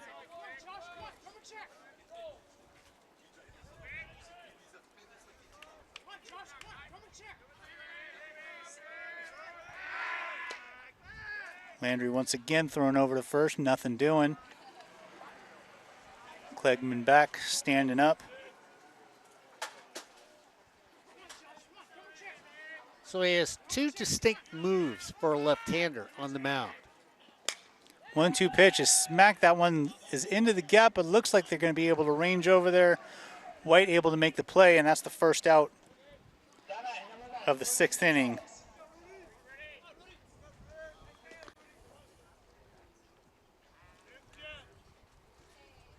Brings up Rudy Gonzalez.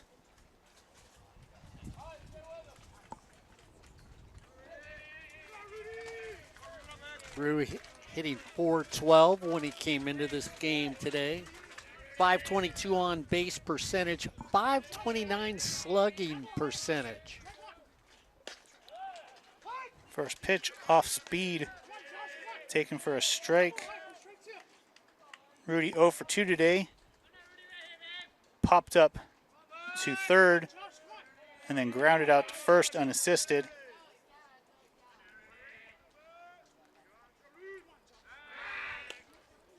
Landry tosses over to first, just making sure that Kligman's not going anywhere.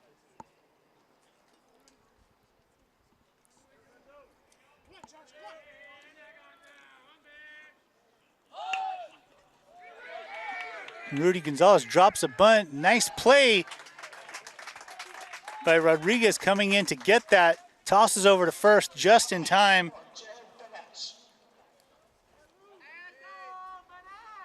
And that's the second out of the inning.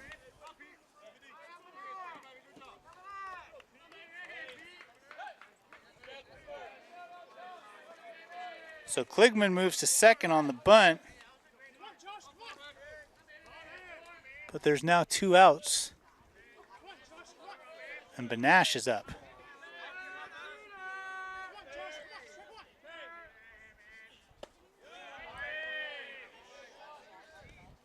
Landry seems to have settled down after really struggling with his control with that first batter he faced. Benash has grounded out to second twice today. 0 for 2. That one's taken for a strike.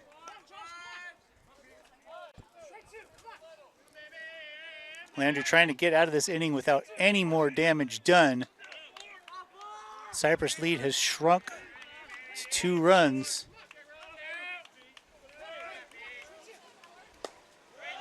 One pitch taken low and outside for ball 2.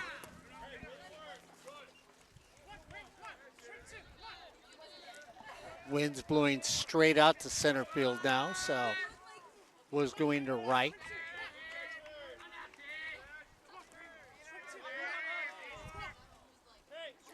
Landry takes a look at second, delivers the pitch, and that one just caught the edge of the plate for strike 2. The count is 2-2. Landry 1 pitch away from getting out of this.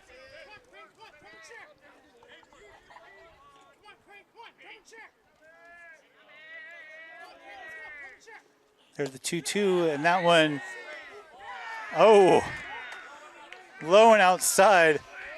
Landry was sure that that was a strike, started walking off the mound. That was a little, you know, if this was basketball, we'd say that was a little Revlon, because that was a makeup call. Because that one pitch before, everybody at Fullerton sort of went, that was a little low that you called for a strike. And that's taken ball 4. So 2 runners on. That's going to bring up Blumberg. Blumberg 2 for 2 today. Came around to score 2 runs.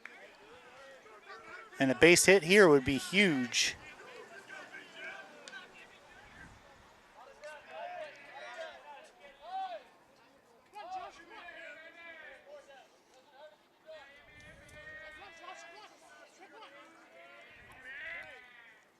There's the first pitch to Blumberg. Curveball taken for a strike.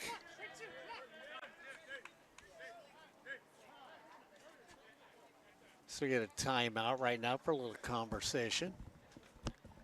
So you look at the outfield for Cypress straight away.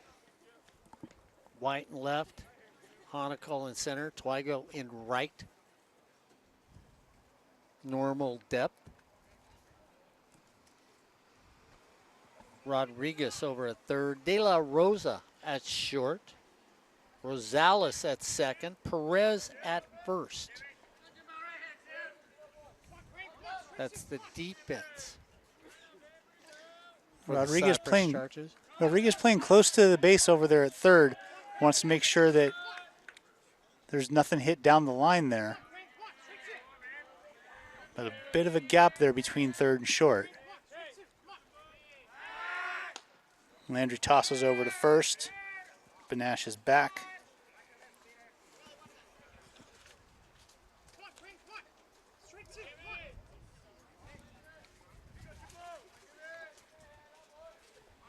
Now he backs out the line of third, Matt, almost in a normal position for a third baseman. Just have your shortstop cheating a little towards center. There's another bender. Drops in for strike 2.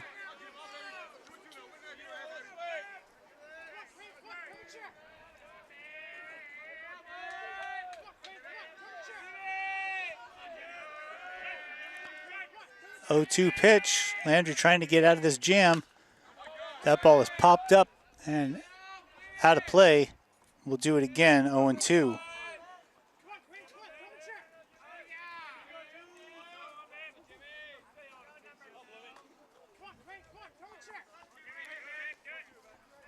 0-2 count, runners on first and second. 2 outs here in the top of the 6th. That ball's taken outside. Ball 1. Counts 1-2. Landry, the second pitcher of the game for the Chargers. Adolphus started. Got through 5, gave up the leadoff home run to Beeson to start here in the 6th. And Landry came on. He's allowed a couple of base runners, but strikes out Blumberg to end the 6th inning, or the top of the 6th inning, sorry. So we're going to head to the bottom of the 6th.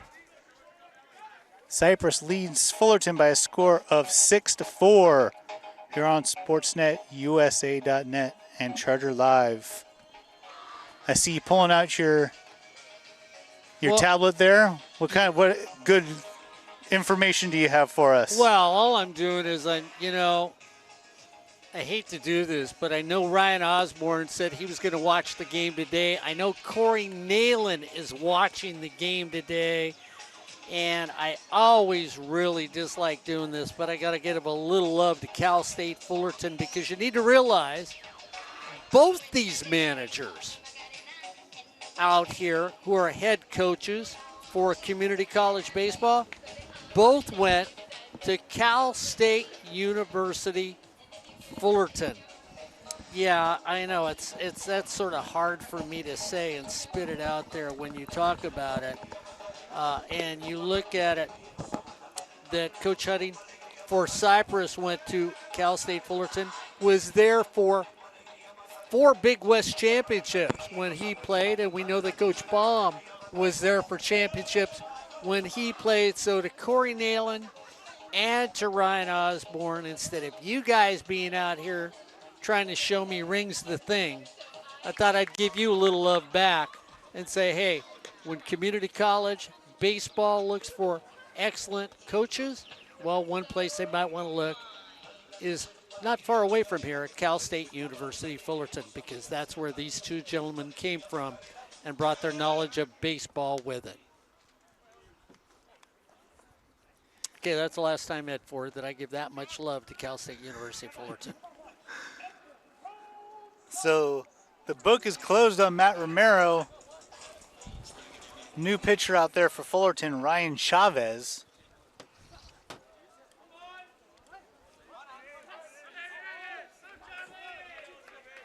Ryan Chavez making his 8th appearance of the year. He's got a 3.80 ERA. And his first pitch is grounded over to short. Taking high throw, but Esplin able to pull it in.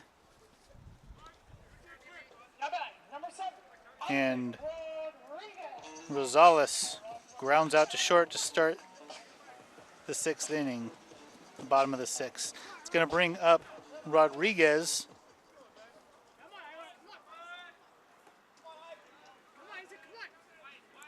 Isaac Rodriguez, 1 for 2, has an RBI single and a fly out to center. First pitch taken for a strike.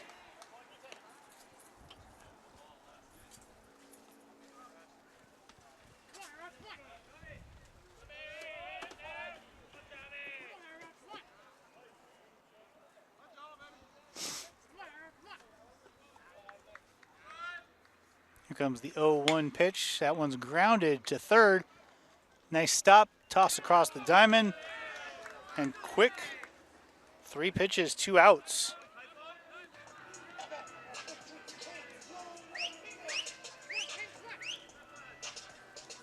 Yonamine going to step up to the plate. He had that big hit back in the 2nd inning that drove in 2 runs, that big double.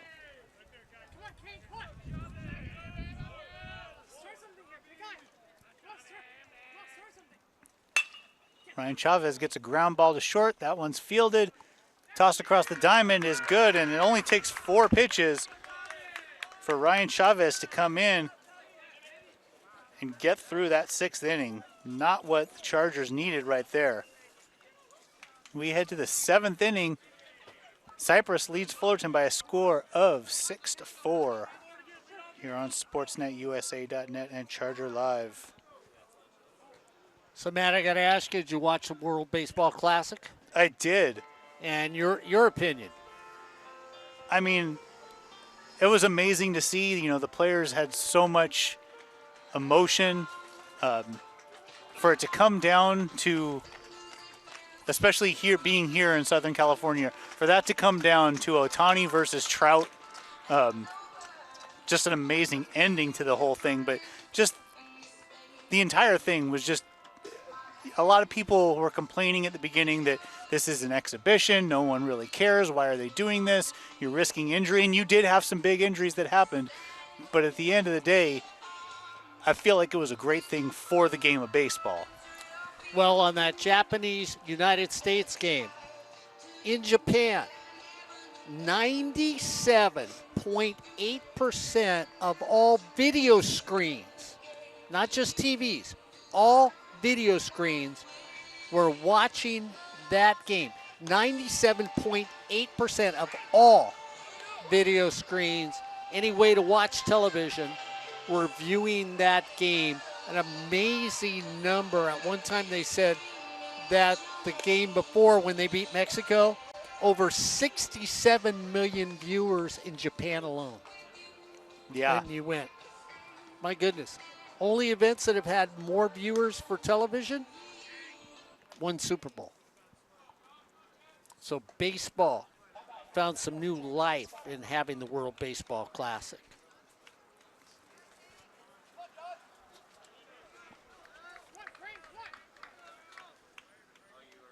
So Landry comes back out for his second inning of work. First batter he's going to face is Tank Espelin. Espelin with 2 hits on the game.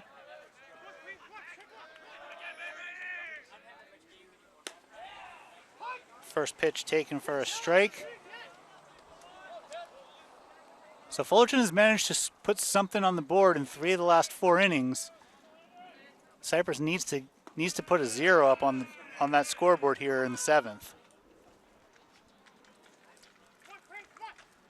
Well, this is what you expected to see between these two teams. They're sitting there right next to each other in the standings. Espelin drops a bunt. Landry's going to field that one. Toss to first, not in time. Tank Espelin beats it out.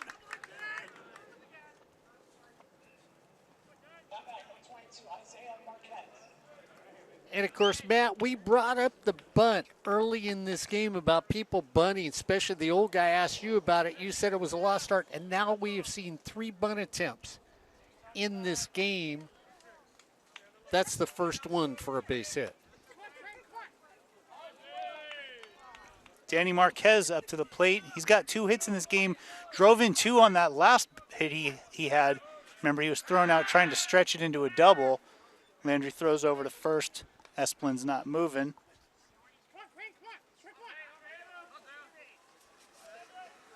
Remember, Espelin led off the game with a base hit and stole second.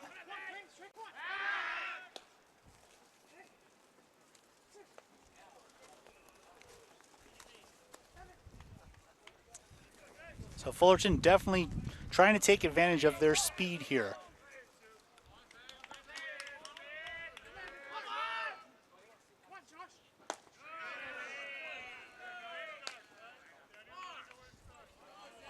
That pitch taken for a ball inside.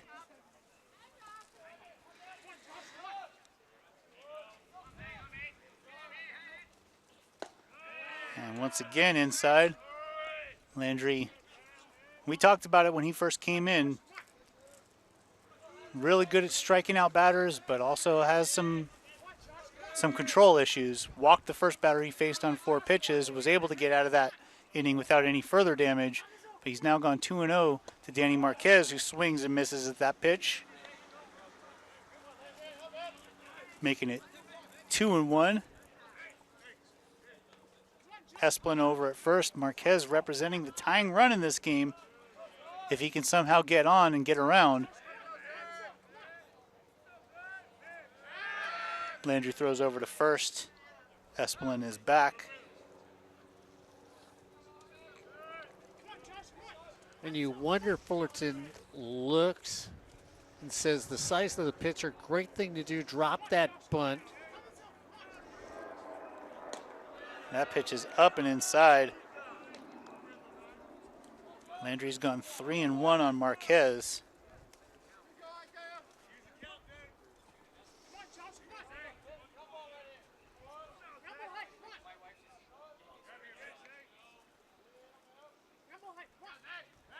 Landry going to toss over to first once again. Late in the game here, they know Fullerton likes to run.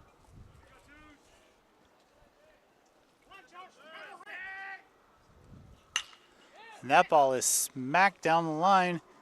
Diving attempt, but unable to come up with it was Ryan White. And that's going to be a base hit. Cypress thrown over to first saying no, he caught it. That should be a double play. But it's going to be the third single of the day for Danny Marquez. Matt, I'll tell you, because I watched you hesitate too. These umpires have been very slow on two plays like that to make a decisive call on is the hitter out or not. They've sort of looked at each other like, what do you see?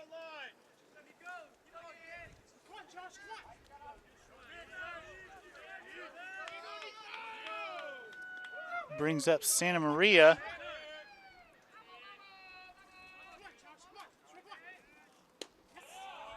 And he takes the first pitch for a strike.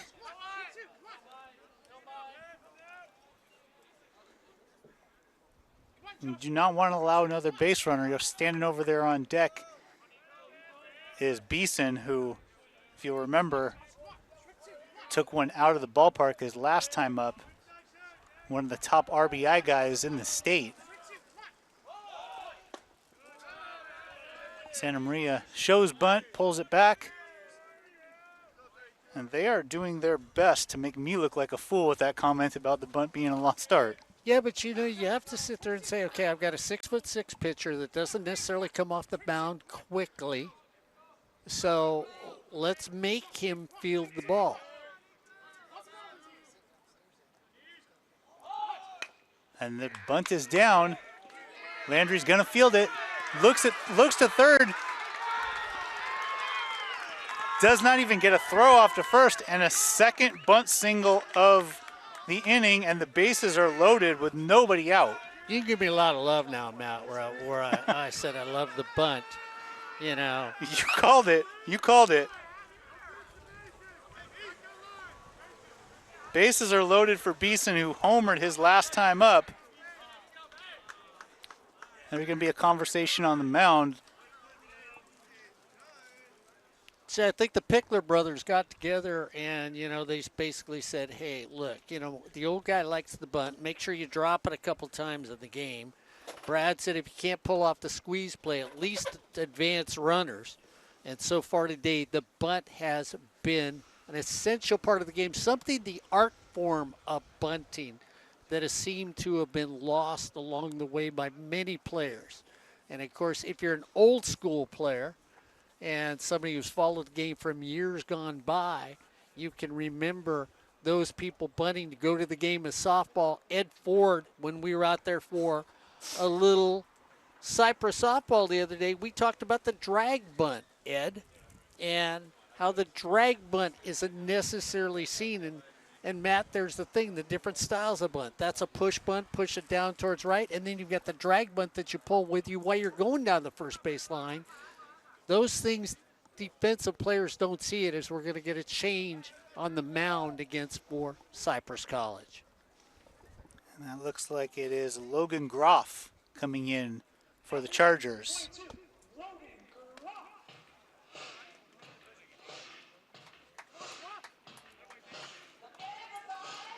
Logan Groff, 6.28 ERA on the season. Does have a couple of victories. Another guy who struggles a little bit with his control. 14 1/3 innings pitched. He's got 7 walks.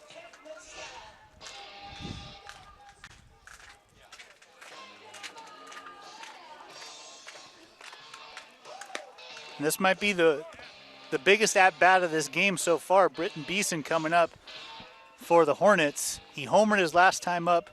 Came into this game hitting .378 with a conference-leading 32 RBIs on the season. He's got the bases loaded and nobody out. And it'll be interesting to see where the defense sets up for Cypress, what they do. And what they do, they bring everybody in. Do they stay back to turn that double play? You're up by 2. Are you going to bring them in at the corners and squeeze the corners and stay back at second and short? I mean, Matt, I don't know. At this stage of the game, I'm going to look at you. I'm going to throw it on you. What do you do with your infield defensively if you're Cypress? For me, we're late in the game. You're up by 2. I would give up that run to get 2 here. If I could get 2, I'm willing to give up that run because I still have the lead. And, you know, hopefully I can get that third out and get out of this inning and still walk away with the lead. All right, so Matt's gonna leave his shortstop at second, a little deep. Maybe would you bring in at first and third though, a little or not? Since you got runners, bases are loaded. Since it's a force out, I guess you don't necessarily have to. Yeah, I don't think that I would bring in. Excuse me. I don't think I would bring in first and third. I think I'm playing for a double play. What about you? What are you doing? I'm squeezing the corners. I'll stay at second. I'll stay deep at short and second. So if it is a easily turned double play, I'll go for that. First pitch to Beeson taken outside and low, ball 1. Nowhere to put him. But here's the thing, Matt. You know what I do? Everybody's deep. We can bunt from Fullerton College. I drop my bunt down the third baseline. Even with your best power hitter at the plate? Absolutely.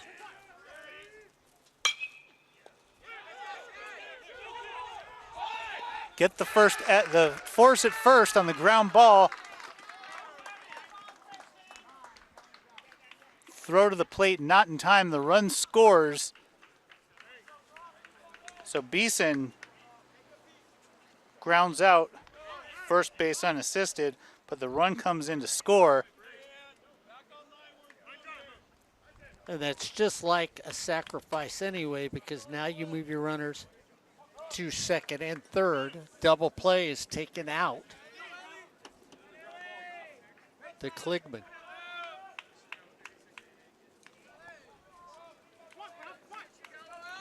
So Kligman with a chance to tie this or put them ahead with a base hit to the outfield. First pitch taken for a strike. So we have come a long way since that 5-0 second inning. Fullerton on the verge of tying this game up. Only 1 out, runners on second and third. Kligman at the plate. Kligman walked his last time up. He takes this one deep. This is going to at least score a run. Ball is caught. And the runners tag, and we have a tie game. So sacrifice fly for Kligman. Santa Maria moves to third. Marquez comes around to score. We are tied at 6. 6 runs, 11 hits for the Hornets in this game. 6 runs, 9 hits for the Chargers. Hayoli comes to the plate. He's 0 for 3. If he can get a base hit here, he puts the Hornets on top for the first time in this game. First pitch taken for a strike. So Fullerton using small ball here in the 7th inning. 2 bunt singles, a ground out to first, and a sacrifice fly. That ball's fouled off. 0-2 count to Hayoli.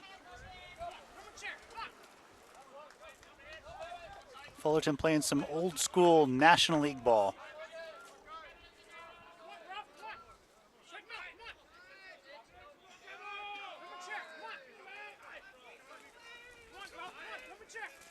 Oh, 0-2 pitch, taken outside, ball 1.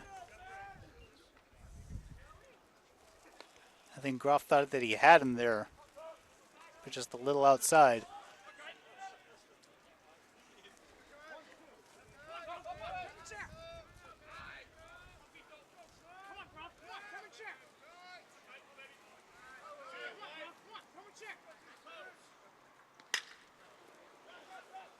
Paoli makes good contact on that.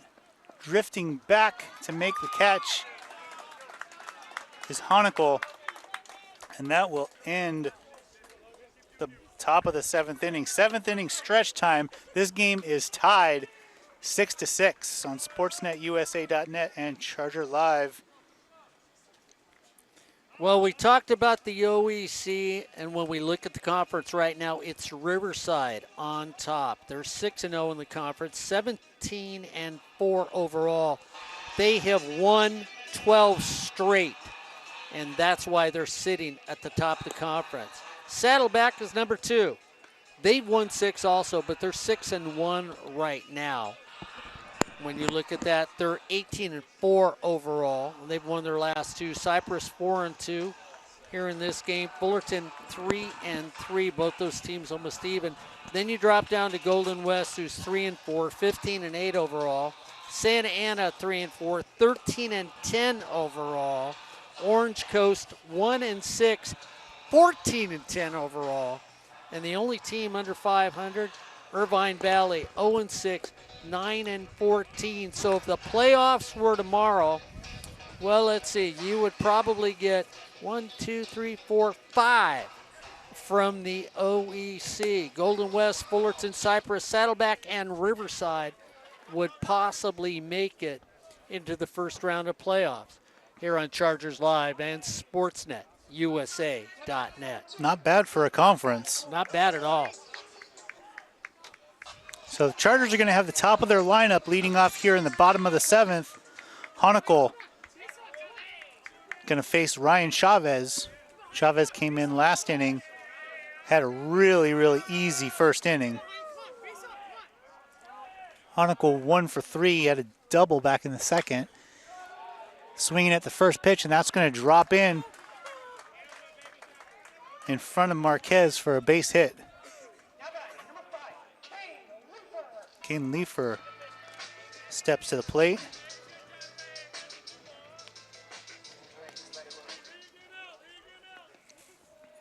"21 hits in this game. 12 runs, 21 hits. We've seen a lot of offensive action today. We have. It's been a fun game to watch.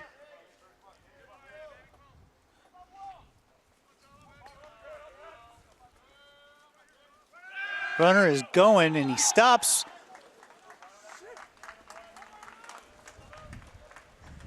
But Kligman unable to get a handle on that pitch.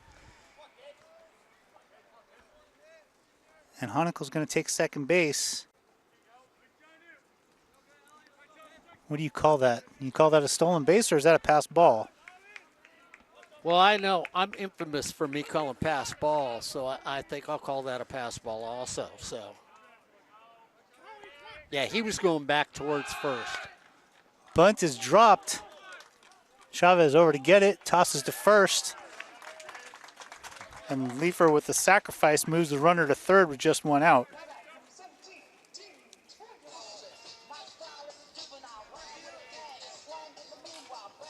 The day of the bunt here in baseball on Chargers Live and SportsNetUSA.net. Every single inning, they're making me look less knowledgeable and less knowledgeable with that comment that the bunt is the lost art.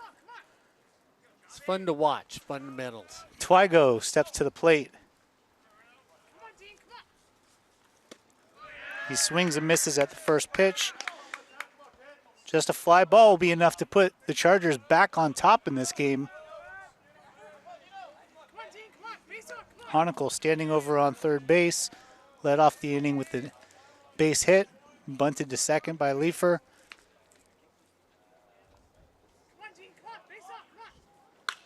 Twigo puts that one high in the air. That is definitely not deep enough to get the runner home. Second base is going to take that. But Nash puts it away, and that's the second out.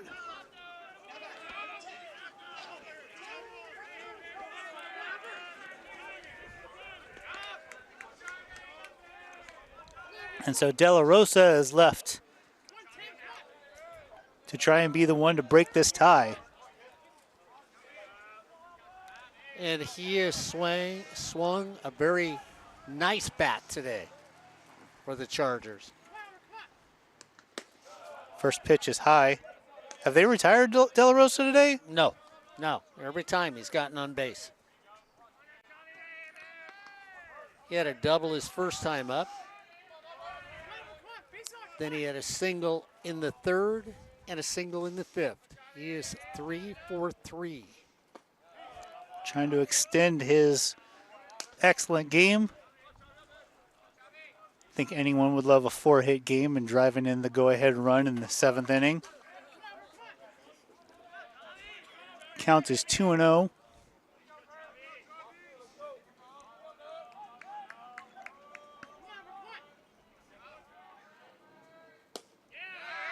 And that pitch is taken on the outside corner for a strike.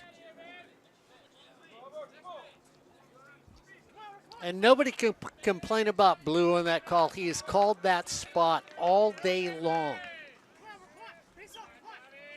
on every hitter.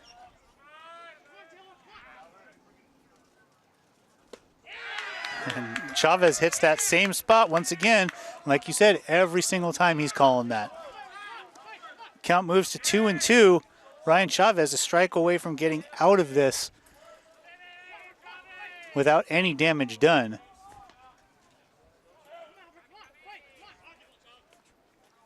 Here comes a 2-2 pitch, taken outside. Tried to hit that same spot again, but just a little bit too far outside.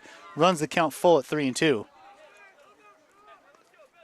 And you throw it out there too, Matt. Maybe somebody will go fishing thinking they're going to get that call against them.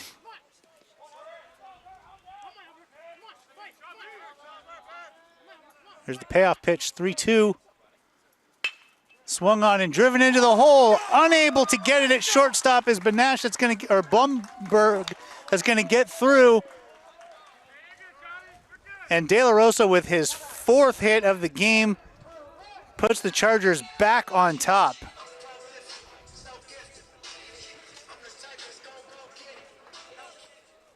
He's had a perfect day at the plate for your Cypress Chargers here on Charger Live and SportsNetUSA.net. It's going to bring up Perez.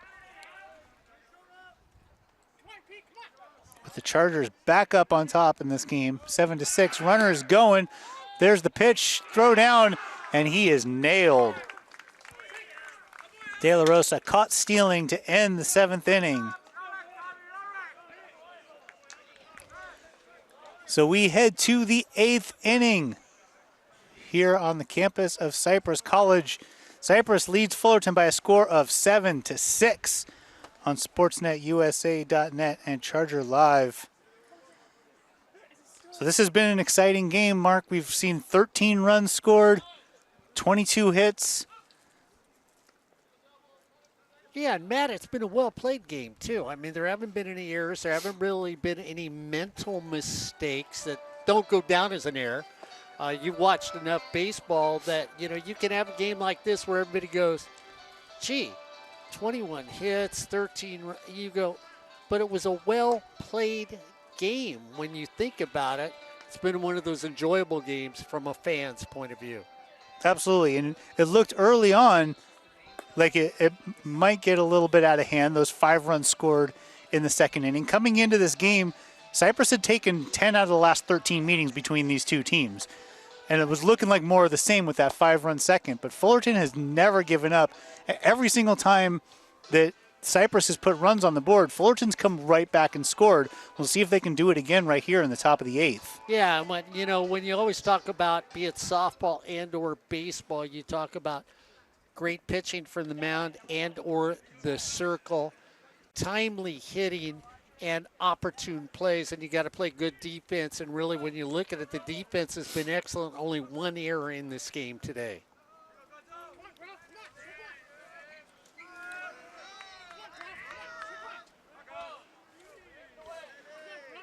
So it's going to be Rudy Gonzalez leading off here in the top of the 8th. Logan Groff still on the mound. First pitch taken for a ball.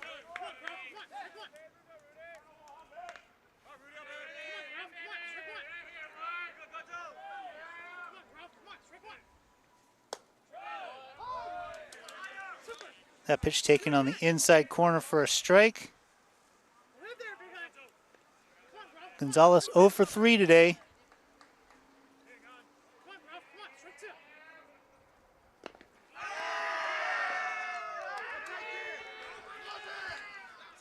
And that one is taken off the backside. A hit by pitch. Not the way you wanted to start this inning.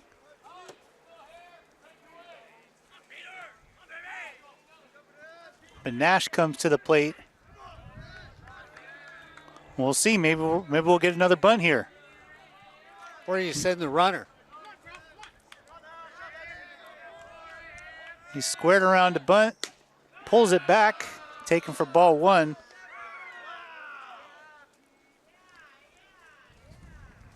And when you offer the bunt, you've been successful. What you've got to realize is you've got the defense moving. So you've got your third baseman crashing down. Your first baseman will cheat in a little. You're deep at second and short, so your second baseman has to wheel back to first to cover the thing. Now you've got everybody moving on the play. That's when you take the bat back, slap it, and you find that hole that there is no one. And you did mention the possibility of the runner moving. Gonzalez does have a few stolen bases this year. Once again, Benash pulls back. Takes that pitch for a ball, and it's 2-0. And it gets in the pitcher's mind, too, because you like to crowd a bunter. Throw the ball high. And once again, ball three. Benash trying to give himself up, but Groff not giving him anything to bunt. Yeah, I mean, what you want to do is come with a high pitch because you don't want to let them bunt the ball down. So you'll come out of the strike zone to take the bunt away as a pitcher. 3-0. He pulls it back, takes that one for a strike.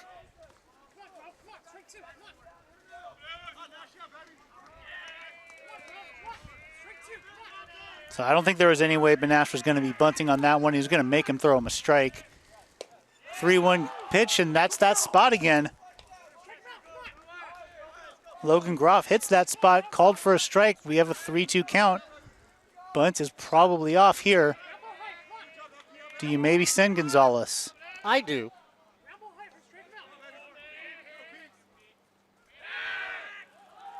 Logan Groff keeping an eye on him.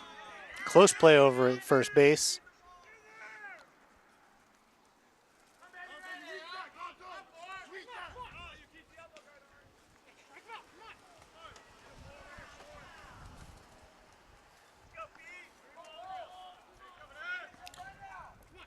Here we go with the 3-2 pitch. Logan Groff on the mound. Benash at the plate. Gonzalez over at first base. Gonzalez is not moving. That one slapped into right field. Is going to hang up just long enough for Twigo to get over there and make the play. And Benash flies out to right field for the first out of the 8th inning. Blumberg going to come up.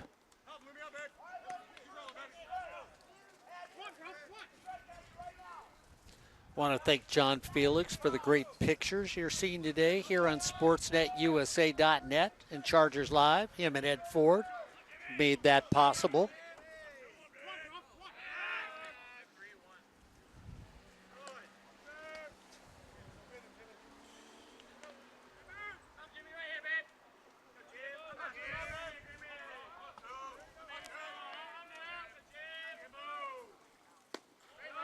Pitch taken outside for a ball.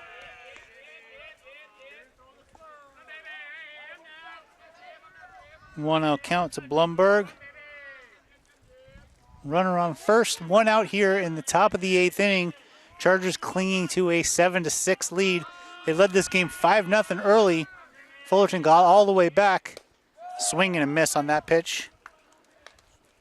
Fullerton clawed their way all the way back to tie this at 6, and then the Chargers put up a run in the top of the 7th, and that's where we stand, 7-6 right now.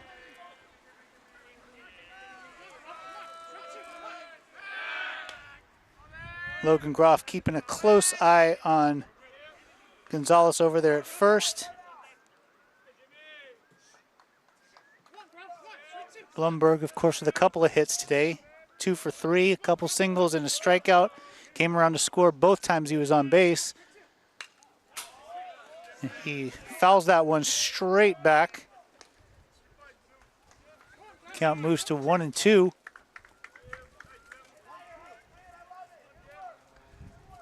And I'm still surprised that Fullerton has not sent a runner. I mean, I know they're trying to keep him close. And that ball's grounded to second. Taylor made double play. Taken by De La Rosa, steps on second, tosses over to first. And a 6-3 double play ends the top of the 8th.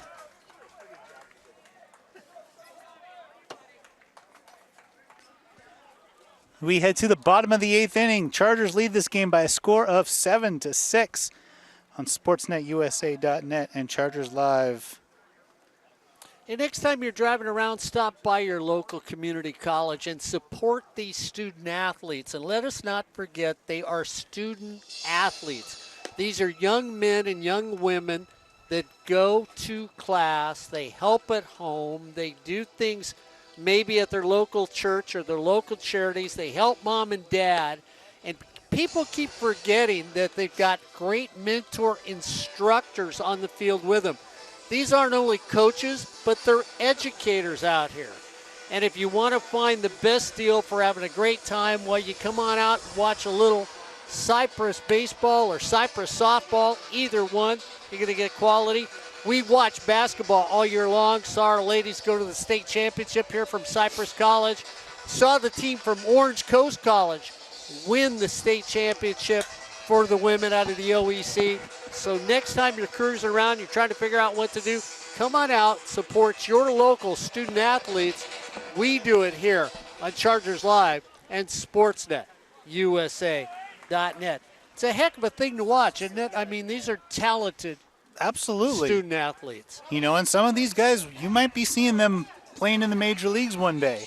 That's the truth. I mean, just look at the wall out there, Matt, and some of the names on that wall that have come through this program. And what a deal. $5 to walk in here, you watch a game, 13 runs on the board, excellently played game. Perez going to lead off here in the bottom of the 8th.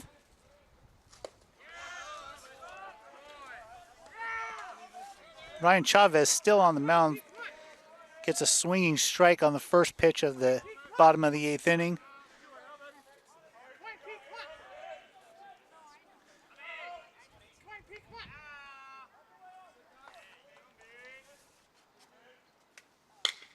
Perez swings, slaps that one into right field. It's going to drop in front of Marquez, and it's a leadoff base hit.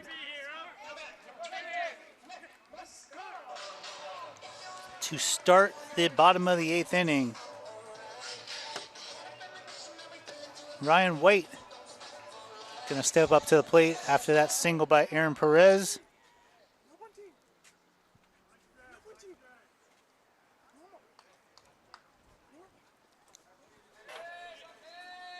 And the Chargers would love to add an insurance run here.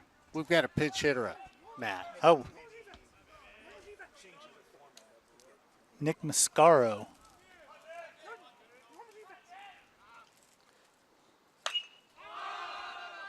And Mascaro swings at that first pitch, pops it up. Benash going to put him away.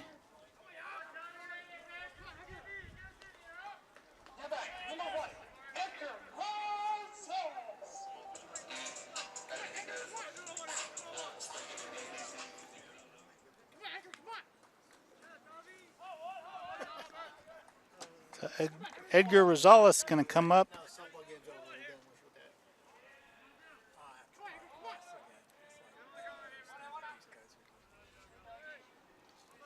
One out runner on first. First pitch to Rosales. Hits that magic spot. We've seen that pitch called a strike all day long, and I don't think we've seen anyone swing at it. No, that's amazing you bring that up. It's like the ump has been there all day long, and everybody has just stared at it like it's a strike.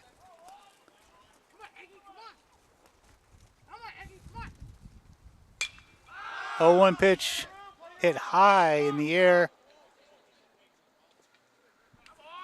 Esplin over to make the catch.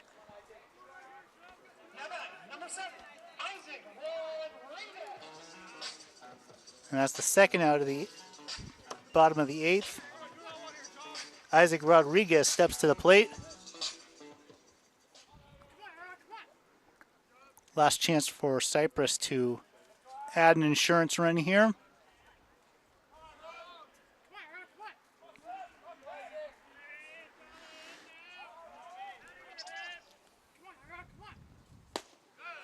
First pitch to Rodriguez taken for a strike.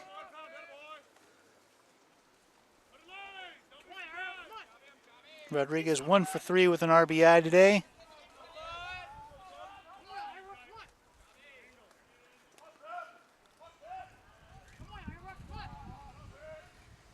Here comes the 0-1 pitch.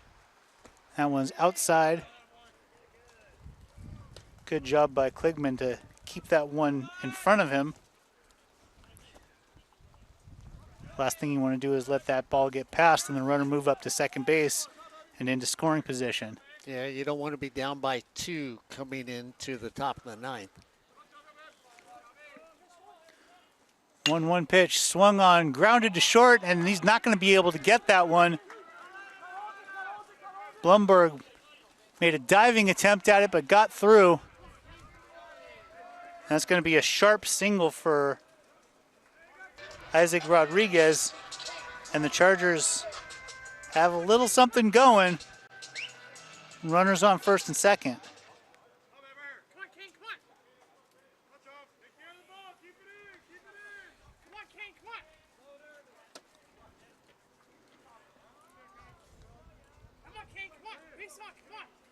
So Yanamine steps to the plate. Big 2-run double in that second inning. Put the finishing touches on that 5-run inning. Grounds that ball foul.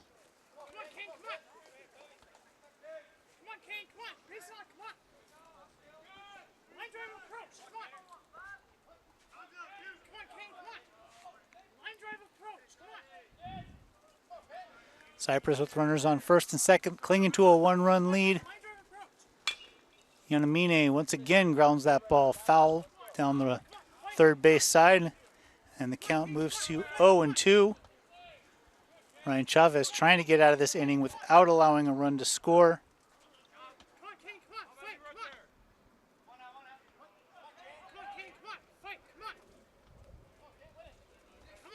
Fullerton will have the top of the lineup in the top of the 9th inning, and that ball is looked at for strike 3. Yanamine goes down. We head to the 9th inning. Cypress ahead of Fullerton by a score of 7-6 here on Sportsnet, USA.net, and Chargers Live. Bobcat baseball this coming weekend here on Sportsnet, USA.net.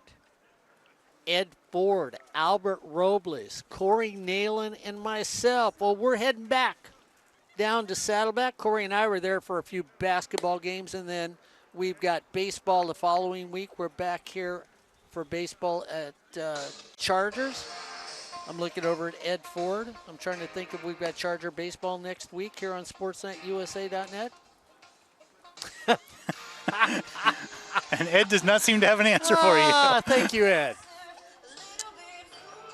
Already got the look from Ed, so I know we've got softball next weekend here on SportsNetUSA.net. And that's going to be interesting because it's 2 different teams. It's not the same team in the doubleheader. It's El Camino and Ventura next weekend against the Chargers of Cypress here on SportsNetUSA.net and Charger Live. Doubleheader, So I'll see John and Ed early next Saturday morning. Oh, okay, I'll see Ed. John will come moseying in here on SportsNetUSA.net and Chargers Live. Matt, we head to the ninth. It's been a fun game between these two teams. It has been, and this is not going to be an easy ninth inning for the Chargers. They're facing the top 3 hitters in the lineup. Esplin has 3 hits today. Marquez has 3 hits today. If one of those guys get on, Beeson comes up. Beeson with that big home run earlier. This is not going to be an easy ninth inning to get through. Logan Groff still on the hill, trying to close this one out. First pitch to Esplin, taken for a strike.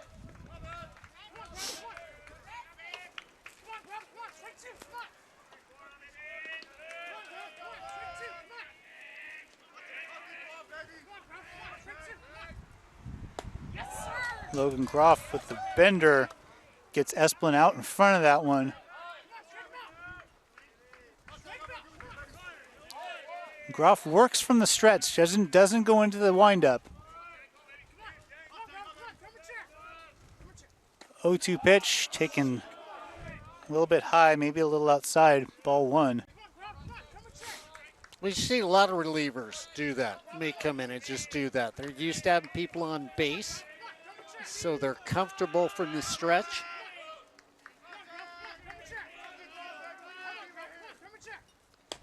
Swing and a miss. Tank Esplin goes down, swinging for the first out here in the top of the ninth inning.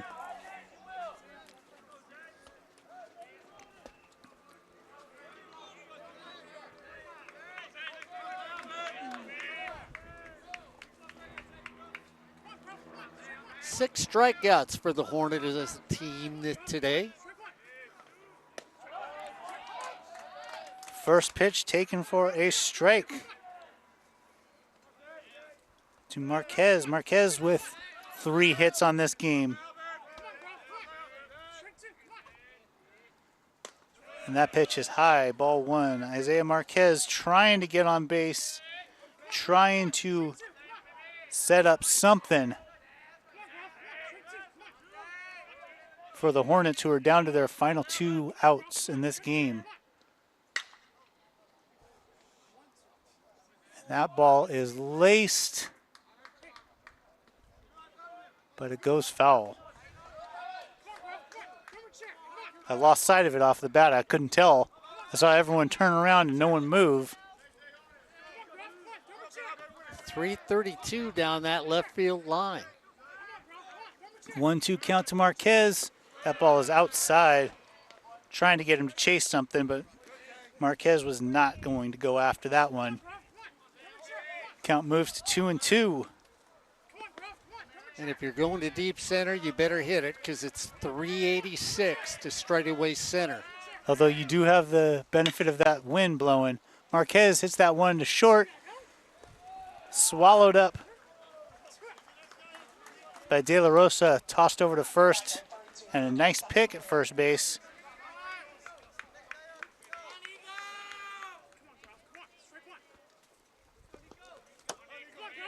And Santa Maria represents the last chance for the Hornets. If he can get on base, that would bring up Beeson, their top RBI guy, but he needs to get on base first, and he takes that first pitch for a strike.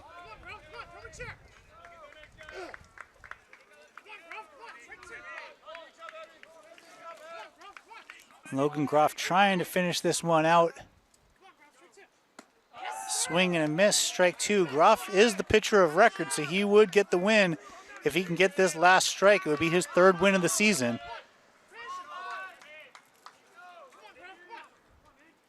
Oh, 2 to Santa Maria.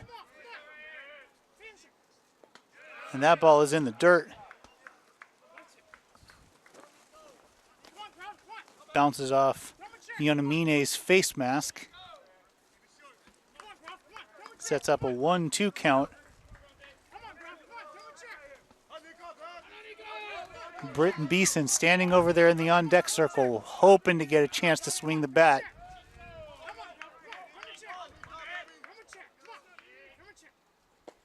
1-2 pitch is low. Count evened up at 2-2.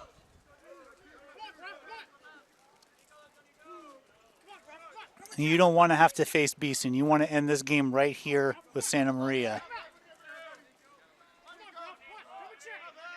Here comes the 2-2 pitch. Swung on and fouled back.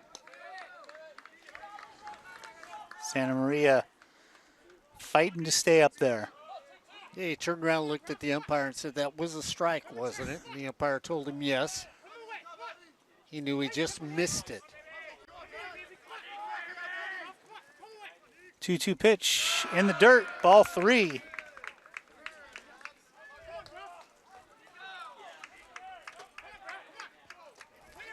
Santa Maria with a crouch in his stance. Reminds me a little bit of Ichiro, that stance.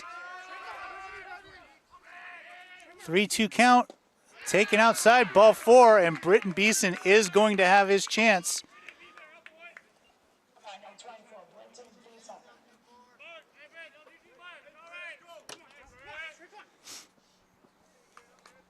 Beeson has 2 RBIs on the day. He hit that home run, that solo home run. Then he also grounded out with the bases loaded. And struck out twice. That's the big thing.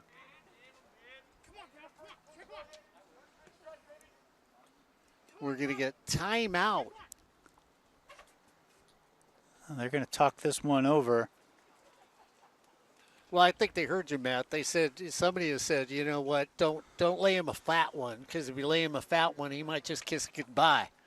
So this is where you know, do you pitch it? Do you, I mean, do you go after him or do you nibble? Is this that nibbling pitch that you're going to throw and you don't want to walk him, but you're not going to give him anything sweet to hit? Here's the thing about nibbling. When you're nibbling, sometimes you make a mistake and you just end up leaving one out over the heart of the plate and then he turns on it. I say you go after him. Go after him. You've struck him out twice today. He's one for 4. You know, he's an excellent hitter, and yes, he's driven in a ton of runs this year, but I think at this point you just have to go after him and try and get him out and try and end this game. But there's obviously a lot of conversation going on out there on the mound. So we'll see if they choose to go Matt Rogers' way and go after him, and we'll find out here on that first pitch when we start this with 2 down. 6 runs, 11 hits, 1 error for the Hornets, 7 runs, 13 hits, no errors for your Cypress Chargers on Chargers Live and Sportsnet USA.net. So here we go. Logan Groff on the mound. Britton Beeson, the big power hitter, standing at the plate for Fullerton. That pitch is taken outside for ball 1. What do you think? Are they going after him? Well, they played the outside corner on a breaking ball, so nothing fast down the middle. And same thing, got a strike call on that one, but once again, not coming at him with a fastball.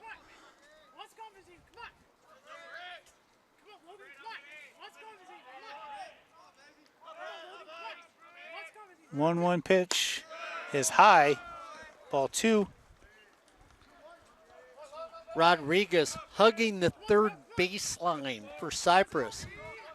Big hole between him and De La Rosa at short and third. And that ball's taken outside, 3-1. And I think at this point with this count 3-1, I don't know that I challenge him here. Well, and the thing is, too, you know, you're going to keep it on the outside. You don't want to go in across the middle with that hole there. So if he does try to roll the right wrist, he's going to hit it to short.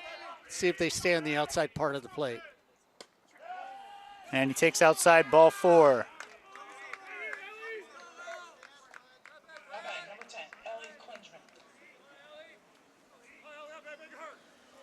So Kligman comes up. And he's got a runner in scoring position.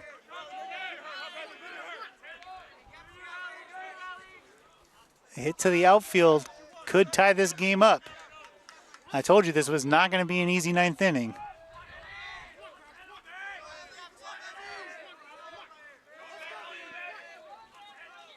Kligman 2 for 4 today. Takes that pitch high.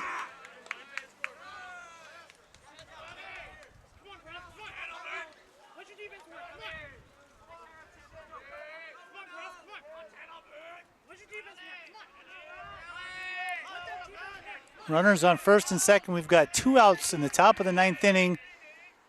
Kligman swings and misses, evening the count at 1-1. Chargers lead this game by a score of 7-6. You got Santa Maria standing at second. Got there with a walk. Britton Beeson standing on first. Got there with a walk. Kligman at the plate, trying to drive a ball. Taking ball 2. Hitters count 2-1.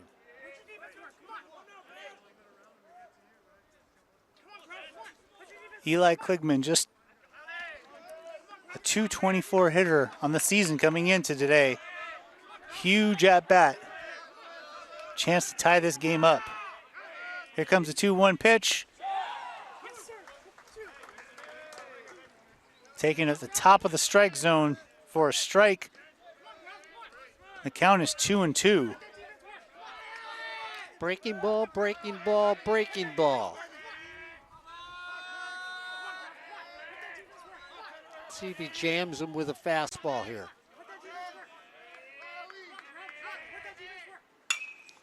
Fouled off. Came with the fastball.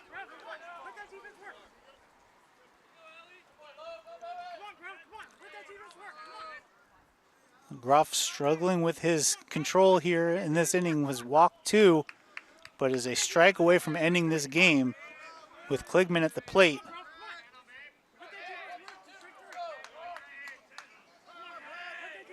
Here's the 2-2 pitch. Swung on and fouled away. That might have been ball 3 there. He went really far down to get that one. But again, that's that breaking ball that sometimes has been getting called here, Matt, so you're going to protect the plate. Yeah. Last thing you want to do is go down looking. Yeah, exactly.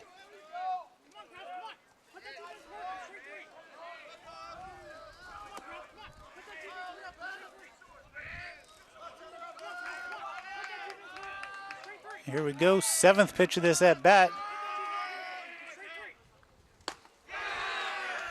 Taken high, and the count is 3-2. So now a base hit will almost certainly score a run because the runners are going to be going on the pitch with the count 3-2.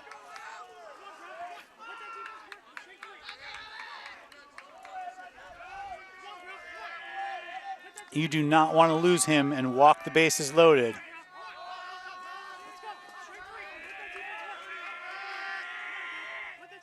Three-two pitch, taken high, ball 4, 3rd straight walk.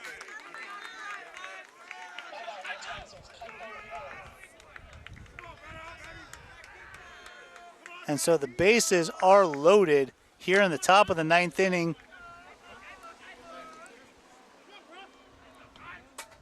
Kaipo Heoli steps to the plate with a chance to be the hero.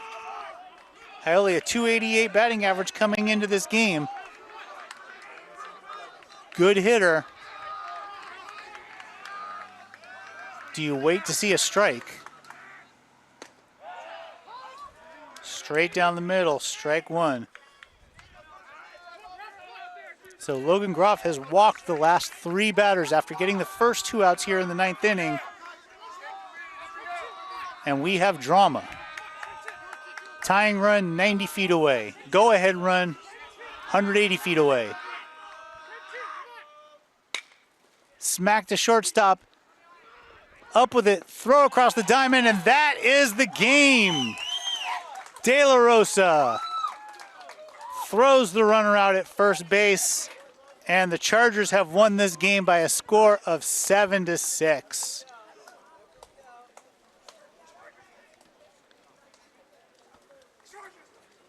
7 runs, 13 hits, no errors for the Chargers. 6 runs, 11 hits, 1 error for Fullerton.